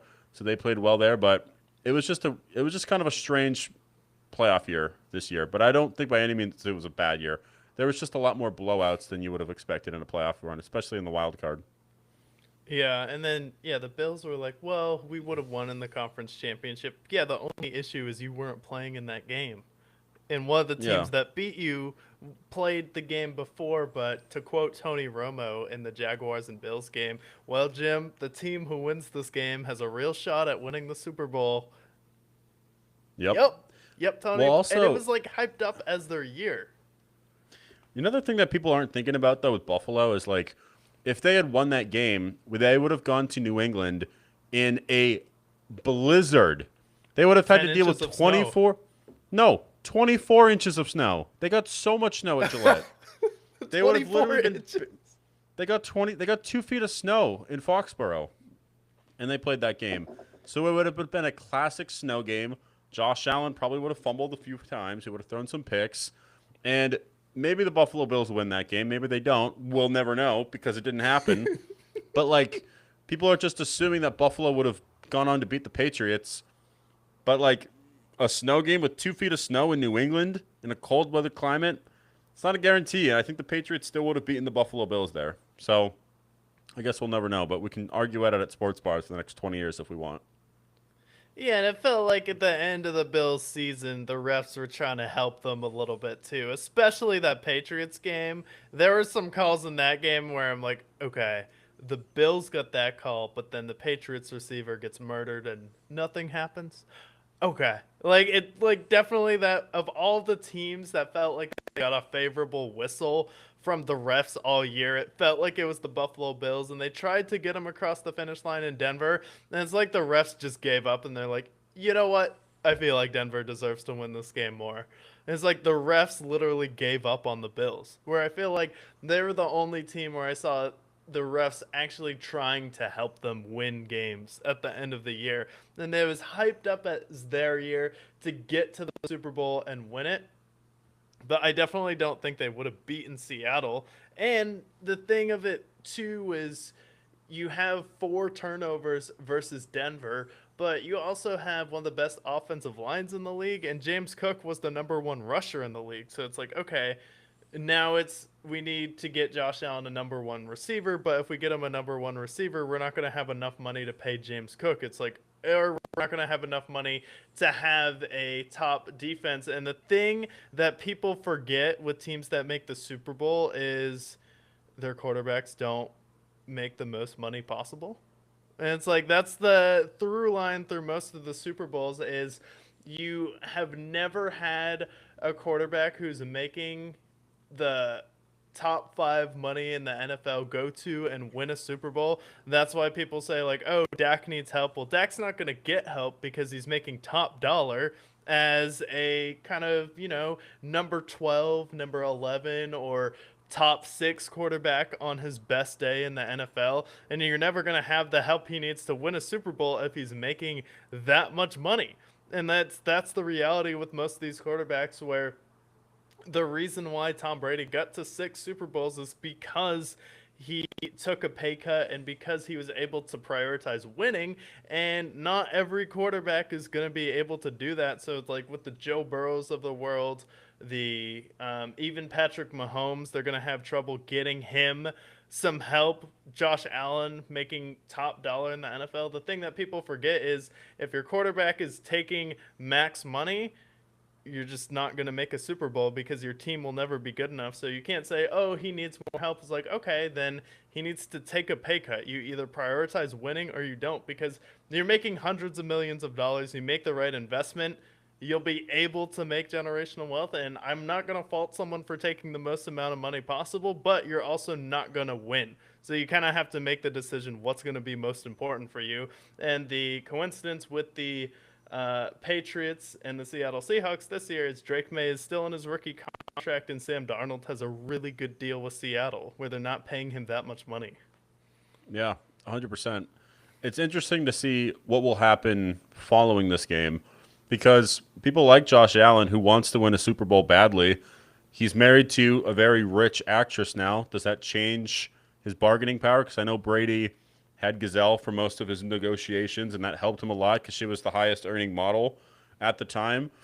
If he's serious about winning, then consider a pay cut. I don't know Joe Burrow's situation, but he seems to be doing just fine with his juicy contract sitting out the postseason. So I'm curious if this is going to change those guys like the Lamars, like the Josh Allens, like the Joe Burrows, who are ringless right now.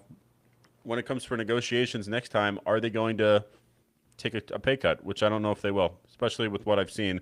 Josh Allen, they re-extended his contract a few years ago, so he's still making top dollar.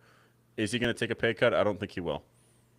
Yeah, and maybe on the back end of it, it ages well where the salary goes back, cap goes up, and it looks pretty good. And he restructures his deal at the end of it to save a couple $1 million. But he's also a dual threat quarterback. But people need to remember, like, the reason why the Patriots were that successful for so long is because Tom Brady took less money. And you think about it, it's kind of genius if he makes less money than Giselle and they get divorced, then he's kind of protecting himself because if she's the breadwinner, he's not going to get screwed over and most of his assets taken if they're kind of 50-50 where he makes a little bit less money than her. So he was kind of playing 5D chess all along. It's like, well, it's like supermodel. If I make a little bit less money than her, we get divorced. I don't know if he had a prenup or not or how that settlement kind of went, but like that's also kind of genius where if you're Josh Allen, you could kind of still get fleeced if you're making a lot more money. Yeah, it's interesting to know. But Super Bowl preview, I feel good about the Patriots here. Going to be a great game. How do you feel about the halftime show? Because I feel like a lot of people are up in arms, Bad Bunny being the halftime show. I personally, I think it's going to be a fine. It's going to be a fine halftime show. Bad Bunny, has some bops. Maybe you're not into Latin music, that's fine. But I think it's going to be a good halftime show, and there are going to be some special guests. We'll see who they end up being. But how do you feel about the halftime show? Yeah, it's one of those things where I just don't care because it's the halftime show. And like, if it's a good halftime show, that's cool. But if it's someone I don't care for, like it was Katy Perry a couple of years ago, I'm like, all right, that's fine. Just put on a show. But like, I'm really not there for the halftime show. So when people take it super seriously and they're like, oh, Bad Bunny, because of certain things he said that I don't really want to get into, like that I couldn't name a Bad Bunny song, but he is also the most popular artist in the world. So can you really blame the NFL if you can get the most popular artists in the world in their prime to do the halftime show? No, not really. So it kind of just gets into one of my pet peeves about the Super Bowl, which is when you just have all these boomers on Facebook who are like, I can't believe this music that the youth listen to, or I hate this halftime show. We need a halftime show with Creed, Metallica, and Godsmack. So yeah, and it's like I kind of agree with you, but also you just sound like a boomer and you sound out of touch. So you'll always have those people like, oh my god, the halftime show is terrible. Like the greatest halftime show of all time will always be that um, Dr. Dre, Eminem, and 50 Cent one. Like that halftime show was really iconic. Bruno Mars and the Red Hot Chili Peppers was pretty good too. So it's like for me the halftime show is like I can take it or leave it, but for the most time that's when I'm cooking my dessert for the second half. Yeah, I don't think for football fans, like people like you and I, like the halftime show doesn't matter. It matters for all the people who don't watch football throughout the year, and that actually kind of leads me into my next thing, which is about going to a Super Bowl party and how much of a gamble it is. Because Yes. I thought about going, calling up some friends here and going to a Super Bowl party, and then I realized like who I'm gonna have to deal with, which are people like everyone here knows that I'm from New England and are going to be rooting for the Patriots. So we have to deal with that. We have to deal with people who, while you're talking, They tell you to shush because the commercials are on, and then they talk during the game. I hate that. It's my biggest pet peeve of watching a Super Bowl, people not shutting up during the actual game and only being quiet during the commercials. And then the halftime show. Half of the time, the halftime show, like the performers don't matter. They had Coldplay one year, and I don't like Coldplay, and I still went and watched it, and it was a fine halftime show. Maroon 5 was a halftime show one year.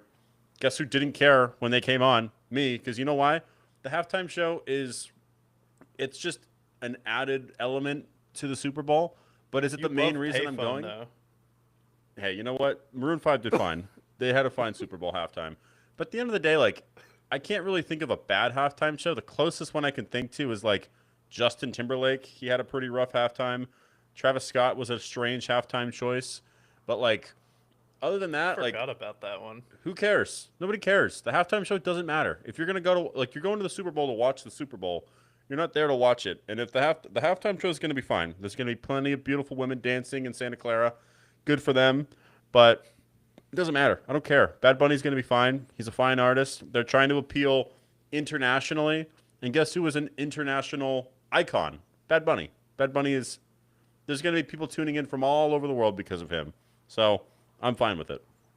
Yeah, it's like Taylor. They tried to get Taylor Swift at one point, and she said no. And like Bad Bunny's one of the most popular artists in the world. I'm gonna be honest. I couldn't name a song that he's done. I probably heard his music before, but I'm not gonna get super bent out of shape to it. But yeah, I also agree. That was something I was gonna talk to you about next. Is just your biggest pet peeve of just watching a Super Bowl or Super Bowl parties. Like as someone who's a football fan, I hate that people are like, "Oh, I'm just here for the Super Bowl halftime show or the ads." And most of the time it's just cringy millennial humor. It's like the most cringe millennial stuff. These are people who think Tim Robbins is funny. These are people who love sketch comedy and grew up on Key and Peele, and they're like, "Oh my god, it's so funny because they had a thing that I've seen before, and then it's also in this thing and this brand I know, and oh my god, isn't that great?"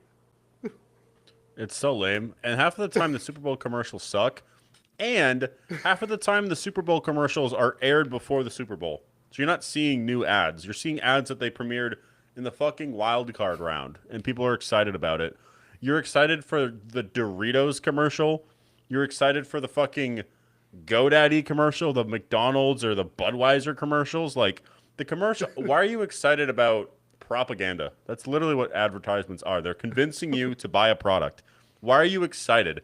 Oh my God, we have Shaq and we have fucking Kanye at a McDonald's commercial. Like, congratulations. Who cares? You know exactly. You're going to see stars.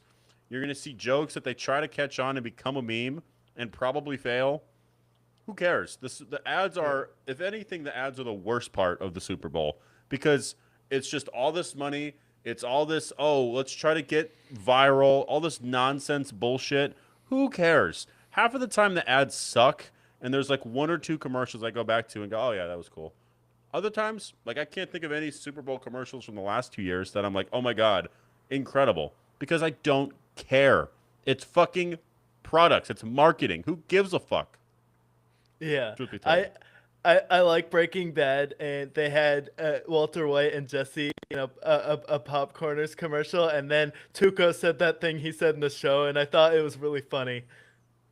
Like Yep. it's like that, or it's like, oh, they this year the Coke Bear actually likes Pepsi, and then they did the thing with the Coldplay when they were on camera. Oh my god, it's so funny. Or I know the celebrity and he's in this brown, or they called it Deets Nuts instead of D's Nuts. Isn't that so hilarious? Like, okay, this is just the lowest level of comedy at this point, which is sketch comedy, except in an ad. It's like, what are we doing at this point? And then people get so excited for the Super Bowl commercials. And like, we're just here for the game. And honestly, I'm at the point where I don't like watching the Super Bowl with people. I like watching the Yeah. Super Bowl alone with the peace and quiet at home. I don't know if that makes me a psycho or what, but I honestly like watching the Super Bowl home alone, making my own food with no one else distracting me from the game, and then I put my phone away, turn it off, and then just focus on the game. And then when the ads are on, when the Super Bowl halftime's on, I mute it. because I'm there to watch the game. Like, I don't want anyone else being annoying, especially for the last game of football. Like, this is something that is very sanct. This is something that should be cherished. You want to enjoy the last moments. You don't want someone just blagging like, "Who's that guy? I didn't know that guy's on that team anymore. Oh my god, who's in the game?" Like, no. The It's Super awful. Bowl is not a party. This isn't Christmas. This isn't Thanksgiving. Like, for me, this is serious. I don't want to watch the Yes, Super Bowl with people. I agree. If I'm gonna watch a game like with people, I go out for it, and that's usually to watch like a playoff game, or it's the first game of the season. And I want to go out. That's great. But like the Super Bowl, you're surrounded by people who don't watch football, so they're just gonna say a bunch of nonsense to you. It's gonna be a lot of corporate slop. It's gonna be a bunch of ads. For me, like if I'm gonna go to watch a Super Bowl with somebody, it has to be with somebody that I know watches football and cares about football, even if they're not a fan of the team that I'm a fan of. It doesn't matter. It doesn't matter. It's the halftime. It should be very simple. You get pizza, you get wings, you get burgers, whatever you want to cook. You have some cocktails, you have some beverages, you have some beer. It's simple. The halftime, like the Super Bowl, does not need to be this big event for me and for you. Just enjoy it. Like just get the food, get some Domino's, get whatever you want to eat, and then just watch and consume it because you know that you're not going to see football again for 7 months. We're not going to see football until September, and it's February. So that's what we have to deal. It's almost like a funeral at the end of the day. Like we're seeing the end of the football season, and yes, it's going to end with a champion, but it also means we're not going to have football for pretty much half a year. So it's not something to celebrate. Yeah, no, it's not, and it's kind of gotta cherish that moment, and you don't want someone to ruin it. And Thanksgiving is kind of known as the food holiday. I feel like Fourth of July is like the barbecue holiday, but the Super Bowl kind of just feels like comfort snack food, like the comfort snack food holiday. And I know I said it wasn't like a holiday. I like watching it alone, but I still like go all out and make food. So, what would you say are like for the Super Bowl just your must have, and what are some of like the weirdest Super Bowl snacks you've seen people bring? So I think a must for the Super Bowl for me is pizza. You have to have pizza at the Super Bowl. Doesn't matter where you get it. You want to go cheap and get Little Caesars, by all means. You want to get Domino's, that's fine. You got to have that. And I also think to some extent you have to have some sort of meat. So that's wings, that's chicken tenders, that's burgers, whatever you want it to be, but get some protein in there. The weirdest ones that I've seen is I remember when I was in college at Boston and we had a Super Bowl party. We invited this girl that my roommate was seeing, and she unironically brought a cauliflower buffalo dip. Unironically. Even though everybody there was not vegan, Is nobody he ate it. still with her? No, of course, no. They ended it Okay. very soon after, surprisingly. Who would have thought? But, like, they brought a cauliflower buffalo dip, and shocker, it was disgusting. Who would have thought that chickpeas could not replace chicken? Who would have thought? Not me. Ooh. Oh, Um, so they like replaced chicken. They made like a buffalo dip vegan. yeah, and it was disgusting. It was rancid. Nobody ate it except for her, and she barely Why ate it isn't because it was anybody eating gross. this? Because it's nasty, and you're weird because if you're going to a Super Bowl, that's going to be majority dudes. Maybe get dude food. Get chips if you're not going to contribute real food. Get chips and literally just like salsa and chips. What an easy luxury that is. Put it in a Yeah. bowl, scoop it out. The end. What an easy Hostess solution. cupcakes, even. Or cupcakes, or brownies, or anything else. You could have brought a fucking cake for all I care. But vegan buffalo dip. That to me, like, that was the beginning of the end of me going to Super Bowl parties. And guess what she did? Everything that we just bitched about the last 10 minutes, she did all of it. She's like, oh my God, I can't wait to see the Geico ad. Fuck you. The You're the Geico worst. ad. Yeah, she was the rough liberal. What are you going to do? Yeah. Yeah, that's tough. I agree though. Pizza, that hasn't been like a tough. I've always done like pizza bites, so those are definitely Same good. thing. But I think like it's definitely a chicken tender type of ordeal. When I went to my friend's house a couple years in a row, his granddad brought Puritan chicken tenders. So you got like the coconut Okay. ones and the regular ones. So those are really good. And they invented the chicken finger in Manchester, New Hampshire. So that is a fun fact if you've never been there and you're visiting New Hampshire. Definitely a solid spot to check out. It's always busy though. Just a warning ahead of time. So I'd say that, and then yeah, some type of like kind of like either pizza bite or like cracker and like cheese. One time I got like bagel thins and then took like prosciutto, hot honey, and goat cheese and then baked Mm, that. Just got it like toasty, just like a good side. And then I think like a solid like dessert. It's kind of like a brownie sundae type of yeah. dessert.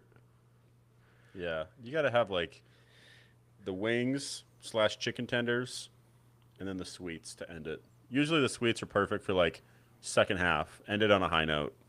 Watch the game conclude, and then enjoy your sweet treat to cap off the season. Like that's the ideal. You got to have some sort of Yeah. chicken product for the end of the year. Yeah. And then after the Super Bowl, an old fashioned and a cigar. Yes, or pre roll if you don't smoke cigars, but something you got to smoke. Yeah. And then can you remember your best Super Bowl memory and why is it the 2016 Super Bowl? It is the 2016 Super Bowl. There's like two moments. I remember the Malcolm Butler interception, but I was just with my friend Seth who doesn't watch football. But the best one has to be the Falcons and Patriots Super Bowl. The first half, we're at a Super Bowl party at our friend Colin's dorm in southern New Hampshire. And he is a lightweight who thinks he's not a lightweight in this party. So he decides to just take shots and shots and shots of all things Fireball. I don't know why people drink Fireball. It's literally antifreeze. But anyways, so I he's thought we pounding moved on from that. Once you're in high school, like in college, you move up to like Smirnoff or. anything else. Anything else. But Fireball's disgusting. I judge people who drink that. Anyways, so he gets very, very drunk. And before the first quarter is over, Colin is puking. There's a nightmare. He's like falling asleep and puking while he's sleeping. It's just a nightmare. The whole first half are watching the game, and the Patriots are getting fucking murdered. My friend Colin is getting killed by the devil's alcohol itself, the devil's water in Fireball. And everything that could have gone wrong in the first half went wrong. The Patriots are losing 28-3. Colin is dead. All of us are just in a frenzy. We're calling people. We're trying to avoid Colin's girlfriend from coming to the Super Bowl party because she sucks. And she ends up calling us and freaking out because Colin's dying. So she ends up coming over, and she's the stereotypical Super Bowl watcher who doesn't watch football. So that was terrible. So then the second half, my friends come in who are a little bit more hooligan. And we're watching the Patriots get crushed. So we're like, you know what? We're going to take a quick smoke break. We're going to go. We'll come back. We should only be gone like 10, 15 minutes. We'll be fine. So we end up getting a call from my friend Aiden, like midway through the third quarter, because he's like, wait a minute. They just scored. It's only a two-score game now. You should come back. Like this, we don't know. Maybe they come back. I'm like, no way. So then they score again. We race back up to the dorm and watch the rest of the game. We witness the touchdown to go to overtime, and then that very first like toss to James White for the score. We have probably 15 people who are all Patriots fans who just witnessed the greatest comeback in NFL history. All of us just jumping up and down, bouncing. We take a shot of actual alcohol. I don't remember what it was. I think it was like Tito's or something, but um, everyone just celebrates. And it's like the stereotypical, you want to have like the best like Super Bowl moment.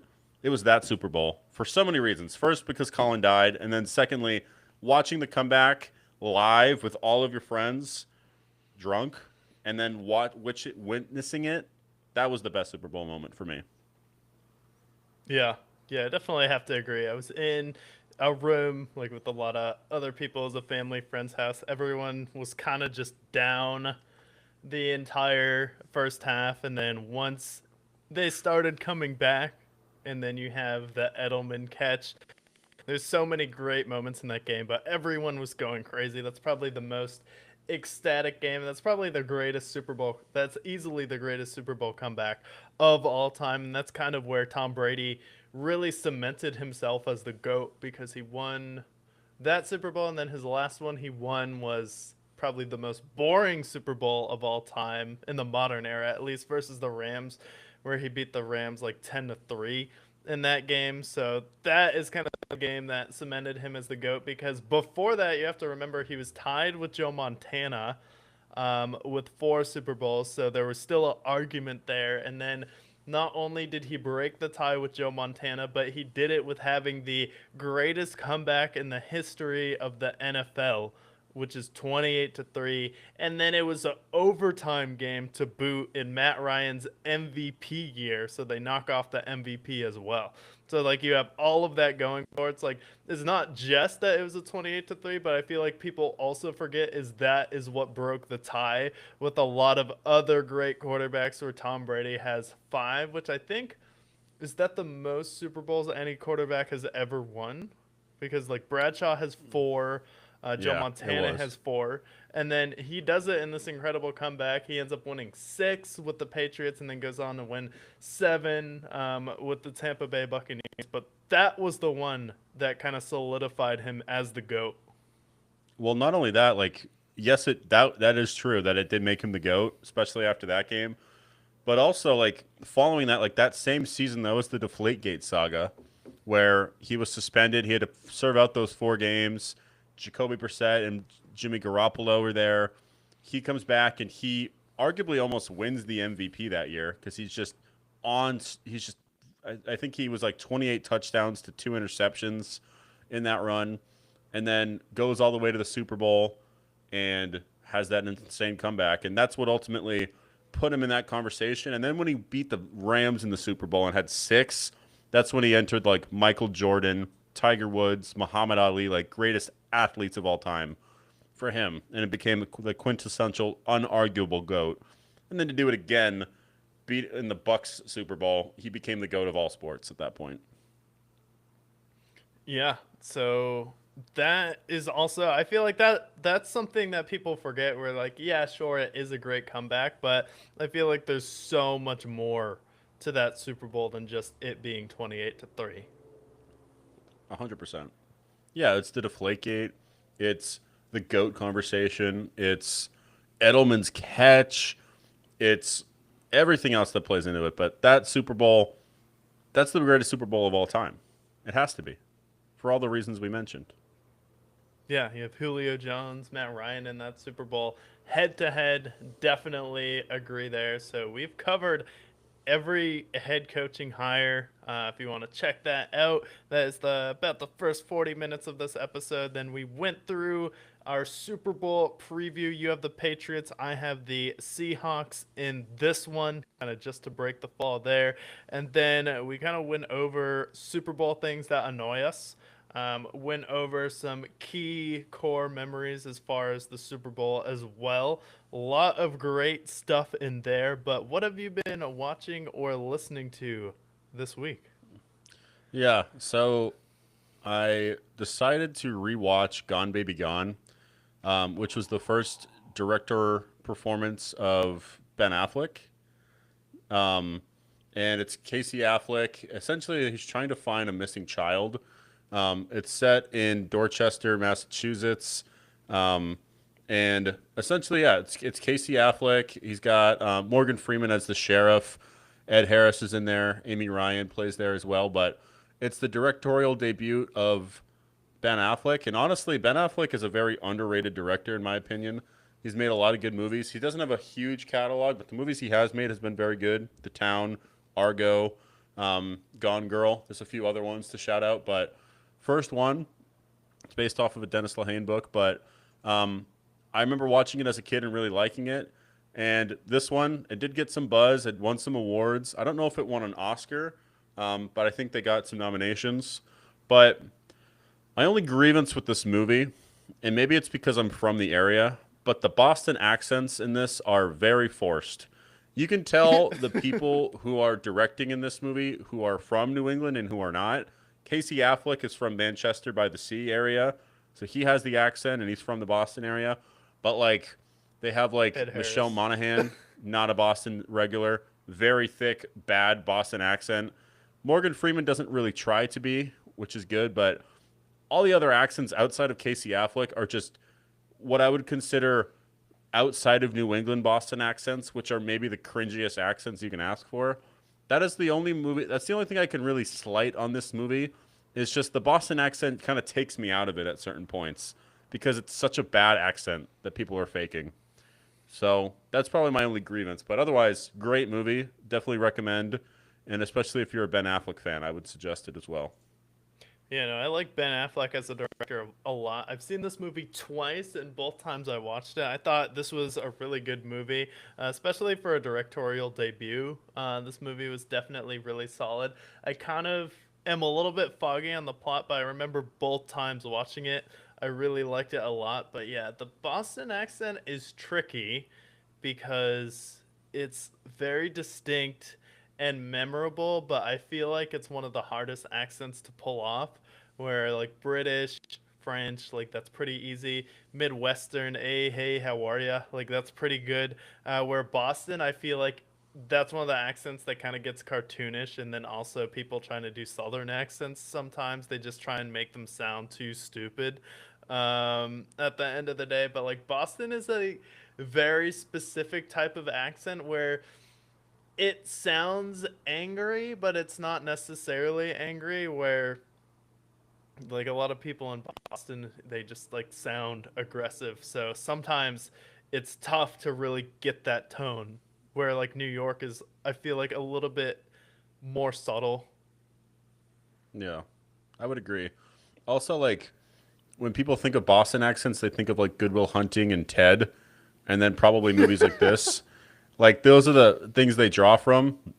The problem is like Boston accents, like unless if you're like within a 30-mile radius of Boston, the Boston accent doesn't actually exist. And that's the thing that people outside of New England don't understand is like the Boston accent is kind of an illusion to some extent because it's really like the city of Boston and like the surrounding 15 cities probably around like a certain radius. And then everybody outside of that like doesn't like we're from New Hampshire. We don't have thick Boston accents because Yeah. we're it's because we don't have it. It just like people just you either have it or you don't. And when people talk in a Boston accent, you can tell whether or not they're from the area because I just don't I don't know how to explain it. Just authenticity wise, um, people are overdoing the ahs. People are talking about dunk. Like it's just it's cartoonish. Like what you said. Like it's just cartoonish. It just comes off weird, and it takes me out of this particular movie in certain circumstances. Yeah, and that too with it being like a really good movie, but like also the thing with Boston, people expect this like very abrasive, aggressive kind of stereotypical racist city, but like at the end of the day it's a college city and it's very quickly becoming most of the cities like Chinatown at this point as well. So it's like the Boston accent is kind of a dying breed at this point too.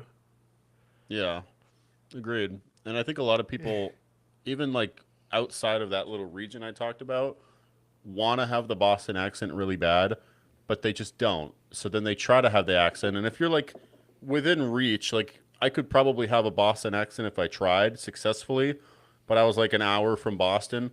But like the further out you go, the worse the accent gets, and the more forced it becomes, and the more cartoonish it becomes. Yeah, which is interesting because I wouldn't like northern accent is kind of just talking fast to a certain point where you go across the Midwest. In the Midwest, like everyone has that oh hey, and then south you have that southern drawl where you can go across entire regions and pick it up. Where like the northeast, I feel like people talk about Boston, but I feel like the north, just like both of us working in call centers at various points, like the New York one, I feel like is the one that's a lot more prevalent, like across the entire state. Yes, I would agree with that. Especially like if you're within pretty much like 50 miles of New York City, you're going to hear it. And it's going to be thick, and they're going to be rude, and they're going to be assholes. Then it even stretches into New Jersey. The New Jersey people have the accent. Philly has somewhat of an accent. Like, I feel like just the East Coast, as you go down, There's slightly different dialects, but for the most part, there's just a certain. It's just like basically a cousin of the Boston accent. Yeah. The New York one though, it's like, "Oh, hey sir, how are you doing today?" "Hey, it is ma'am." "It's Yeah, ma'am." yeah. New York accents are just aggressive. It's the only way I could describe it. But as far as the movie, I recommend it. I looked at his catalog. He's only directed 6 movies, but he has Gone Baby Gone, which is a good movie I'd recommend. The Town, Argo, Great movie. um, Live by Night I haven't seen, but I've heard good things. Is that Air, gang movie? yeah, I haven't seen I it, but I watched heard it's that one. good. That one's pretty good. It's definitely a Um, weaker Ben Affleck movie, but I watched it in theater and it's like mildly entertaining if you're into mob stuff. yeah, he had Air, which came out recently. That was good, and then he has a new one coming out this year. But I would say like of those catalog, I don't think there's a miss there. Any of the movies I've seen, which the only one I haven't seen is Live by Night, they've all been good movies, and I would recommend to people. So that's where I would run there. But definitely check it out if you haven't seen it, which sounds like you have. But for other people Yeah, watching, yeah, I've seen all of his movies. I'd say Live by Night's probably his weakest one. And the thing I'm most upset about is we're supposed to get a Ben Affleck directed Batman movie, which never happened because it was going to be in like the Snyderverse, and it was when he was playing Batman. And originally, Ben Affleck was supposed to direct and star in a Batman movie, and never came to account, especially with kind of the vibes that the town has. It has a lot of similar themes, I would say, to The Dark Knight, especially like no, how it's filmed. I would say that'd be like a solid comparison because you no, think about like just the way both of those movies start. I feel like are pretty similar with the heist. yeah, absolutely. And I think the town does draw influence from The Dark Knight. I think he's cited that in interviews. But I mean, if you want to talk about like classic heist movies and movies that are like synonymous with a region of the country, I feel like The Town. If you're talking about people outside of New England, they think of Ted and they think of The Town. Those are the 2 movies they immediately draw to, and for good reason. Those are 2 great movies. But The Town, especially like when they rob Fenway Park and they have the nun outfits, like I got to rewatch The Town. Actually, The Town is iconic. It's so creepy when they're like wearing the nun outfits too. And then you have the cop that like sees them put on the mask and just drives forward. So Do you know? good. Yeah, I watched his episode on Rogan, and that was based off of a story that he was told from an inmate, where he was interviewing people in prisons that would like rob trucks or pull off heists, and he said like, "Has anything weird ever happened?" It's like, "Yeah, we were doing this robbery." Then we all get out of the truck, and there's this cop parked out there, and then the cop just looks over, turns the other way, essentially like, I see 6 guys with guns. I don't feel like dying today because I don't make that much money, and I feel like a lot of people can relate to that. And he drew inspiration from that specific story that he got from the person. That's cool. Well, what have you been watching recently? So I've been still watching Fargo. I've been still playing Far Cry 6 though. Gotten back into that, especially with the snowstorm last weekend, and then this weekend had a little bit of time to play it, and that game's definitely been fun. I believe when it came out, it won Game of the Year. What I did though is I accidentally ended the game. So there's one mission you can go to, and essentially you have, if you played Far Cry before, it's essentially go to this fort, shoot these people, go here, blow this thing up. So I was going to a mission where you blow up like some air defense from the military on Yara, and essentially the game is kind of a spoof on Cuba where you have this dictator who takes power, and then you're kind of leading a revolution. So you just have like military people you run into across the island and fight most of the time. And I was driving off map in the ocean, and then it said you're leaving Yara, turn around. I'm like, okay, that's weird. And then the screen cuts to black, and then it goes to a cut scene where you're sitting on a beach in Miami, or as your character calls it, Miami, and you're listening onto the radio about the dictator like seizing control of the island and it going into lockdown, and then the credits start rolling. and then I looked it up, and then I triggered a early ending to the game where you can just leave the island, and it ends the game where your character just leaves the island, escapes, the dictator wins, and then you just listen to it on the radio where you're sipping a cocktail on the beach. So I like accidentally ended the game. That's sick. I don't know that they did that. That's really cool. That's the one that has Giancarlo Esposito, right? He's like is he the main dictator in it? Kind of. It's like Okay. I think people's main problem with this game when it came out, I don't really care, but they hype him up as this really cool villain, and he's not really in the game the same way that Preacher was in, or like the priest guy in Far Cry 5, or the main villain is in Far Cry 3, where he's just kind of in the background. You see him on TV giving speeches, but he's not really involved in the game per se, where he's kind of just a dictator held up, and then he drives the plot of the game, but he's really only in like the first 15 minutes of the game until you beat it. I haven't gotten to the end because you can go back to the island and play through the story, but he like has cancer, so he's not really in the game, which I think was people's biggest complaint with it. But I feel like it's pretty fun. Like the map is huge in this one. There's a lot to do. The cars are really fun in this game. You have an alligator that will go around and eat people, so that's cool. That's But sick. Yeah, that's pretty sick. Yeah, I like Far Cry a lot, and I feel like I played Far Cry 3 and 4, and I think 5 is the one in Montana. I think I played a little bit of that, but yeah, um, that's Montana. I feel like they're one of the most consistent franchises when it comes to like just with how they release them. I feel like especially the last four, because 3, 4, 5, and 6 have all been successful. 6 was the lesser of the six from what I've heard, but Far Cry 3 I have good memories with. Far Cry 4, Far Cry 5, and I like that they do it in different locations too. Like they had one in Montana, they had one in Tibet. like the tropical area of Yeah. Far Cry 3. So like I just like that they switch up, but they still have that same Far Cry sentiment where you can domesticate like a rhino in one of them, or like a woolly mammoth or some shit. Like there's always something cool that you can't get in another game. Yeah, I think like Far Cry games are definitely consistent. I think the main complaint was not necessarily that this game is a bad game, because if you hadn't played a Far Cry game and just picked this one up, you'd be like, "Oh, this game is awesome."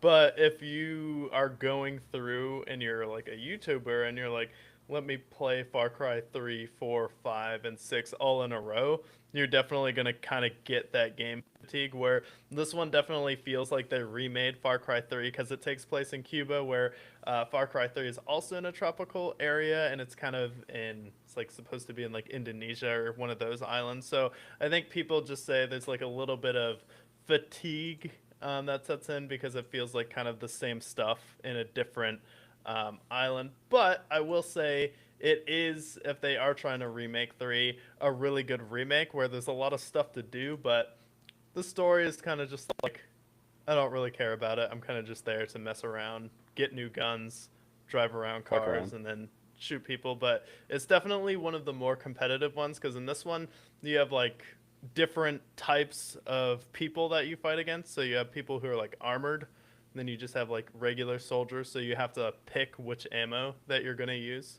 which is a cool Hmm, feature in it. that is neat. Yeah, I think I'm not mistaken. I think there's a cameo with the villain from Far Cry 3 that comes later on, from what I've heard.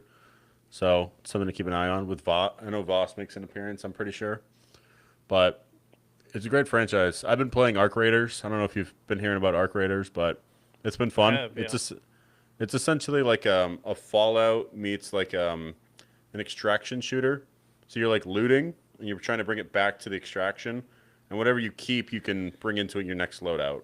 So I've been playing that. I've been playing it with Troy. I've been playing it with Andrew and Jake, but it's fun. It's hard as hell. The hardest part about the game is not the people that are trying to kill you. It's not the humans. It's literally like the robots that are in the game, because there's like these giant, basically droid features that are just like around the map, and if they see you, you get you can literally get killed by a robot in this game more than you can by an actual human. Like the humans I'm not worried about. It's like they have like these balls that just shoot fire at you, You have these drones that are in the sky that will like go into the window and shoot at you while you're looting. But it's a fun game. I think Arc Raiders is fun. I would check it out if you have the time. Are you like competing against other people, or is it just like a team game that you're playing online? So it's like it's as much as 3 people, and you're essentially just trying to loot and leave. So like you'll run into people, but there's a proximity chat, so you can like talk to them and be like, "Hey, I'm friendly," and then like proceed, or you can just like talk shit and fight and kill people. So Can you it's say kind you're of like, friendly and then kill them? yeah, we've done that before. It's fun. It's a good game. I had low expectations because I'm not really that type of player. I'm not really like a shooter type game type of guy, but this isn't quite like a Fortnite or Call of Duty. It's kind of its own. It's like kind of its own concept, which I kind of like about it.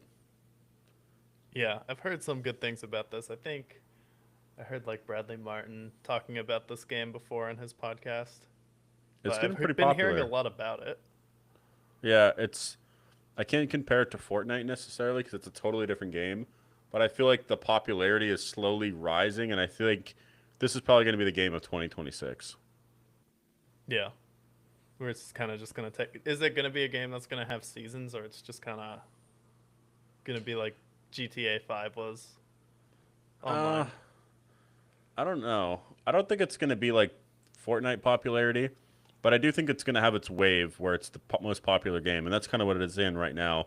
Because the game came out in I think October, and it took about a month or two for it to catch on, but now it's probably the most popular game online right now. Like there's a bunch of people playing it. People are getting sweaty with it. Interesting. Yeah, I'll have to check that out, see what's up with it, but definitely heard a lot about Arc Raiders. I know like Far Cry 2, they're trying to make a show that's like kind of Far Cry themed. I don't know exactly how that's going to work. And then another video game shows they finally cast Kratos from God of War, so that's getting a show. Then we saw our first look at Henry Cavill as Highlander. Definitely stoked for that. Same guy who's doing John Wick. So should be some interesting things coming out later this year. Yeah, for sure. But most importantly, Super Bowl Sunday. We're here to recap that next week. We've talked about what we've been watching, all the coaching hires. Make sure to tune in next Monday as we preview and recap the Super Bowl.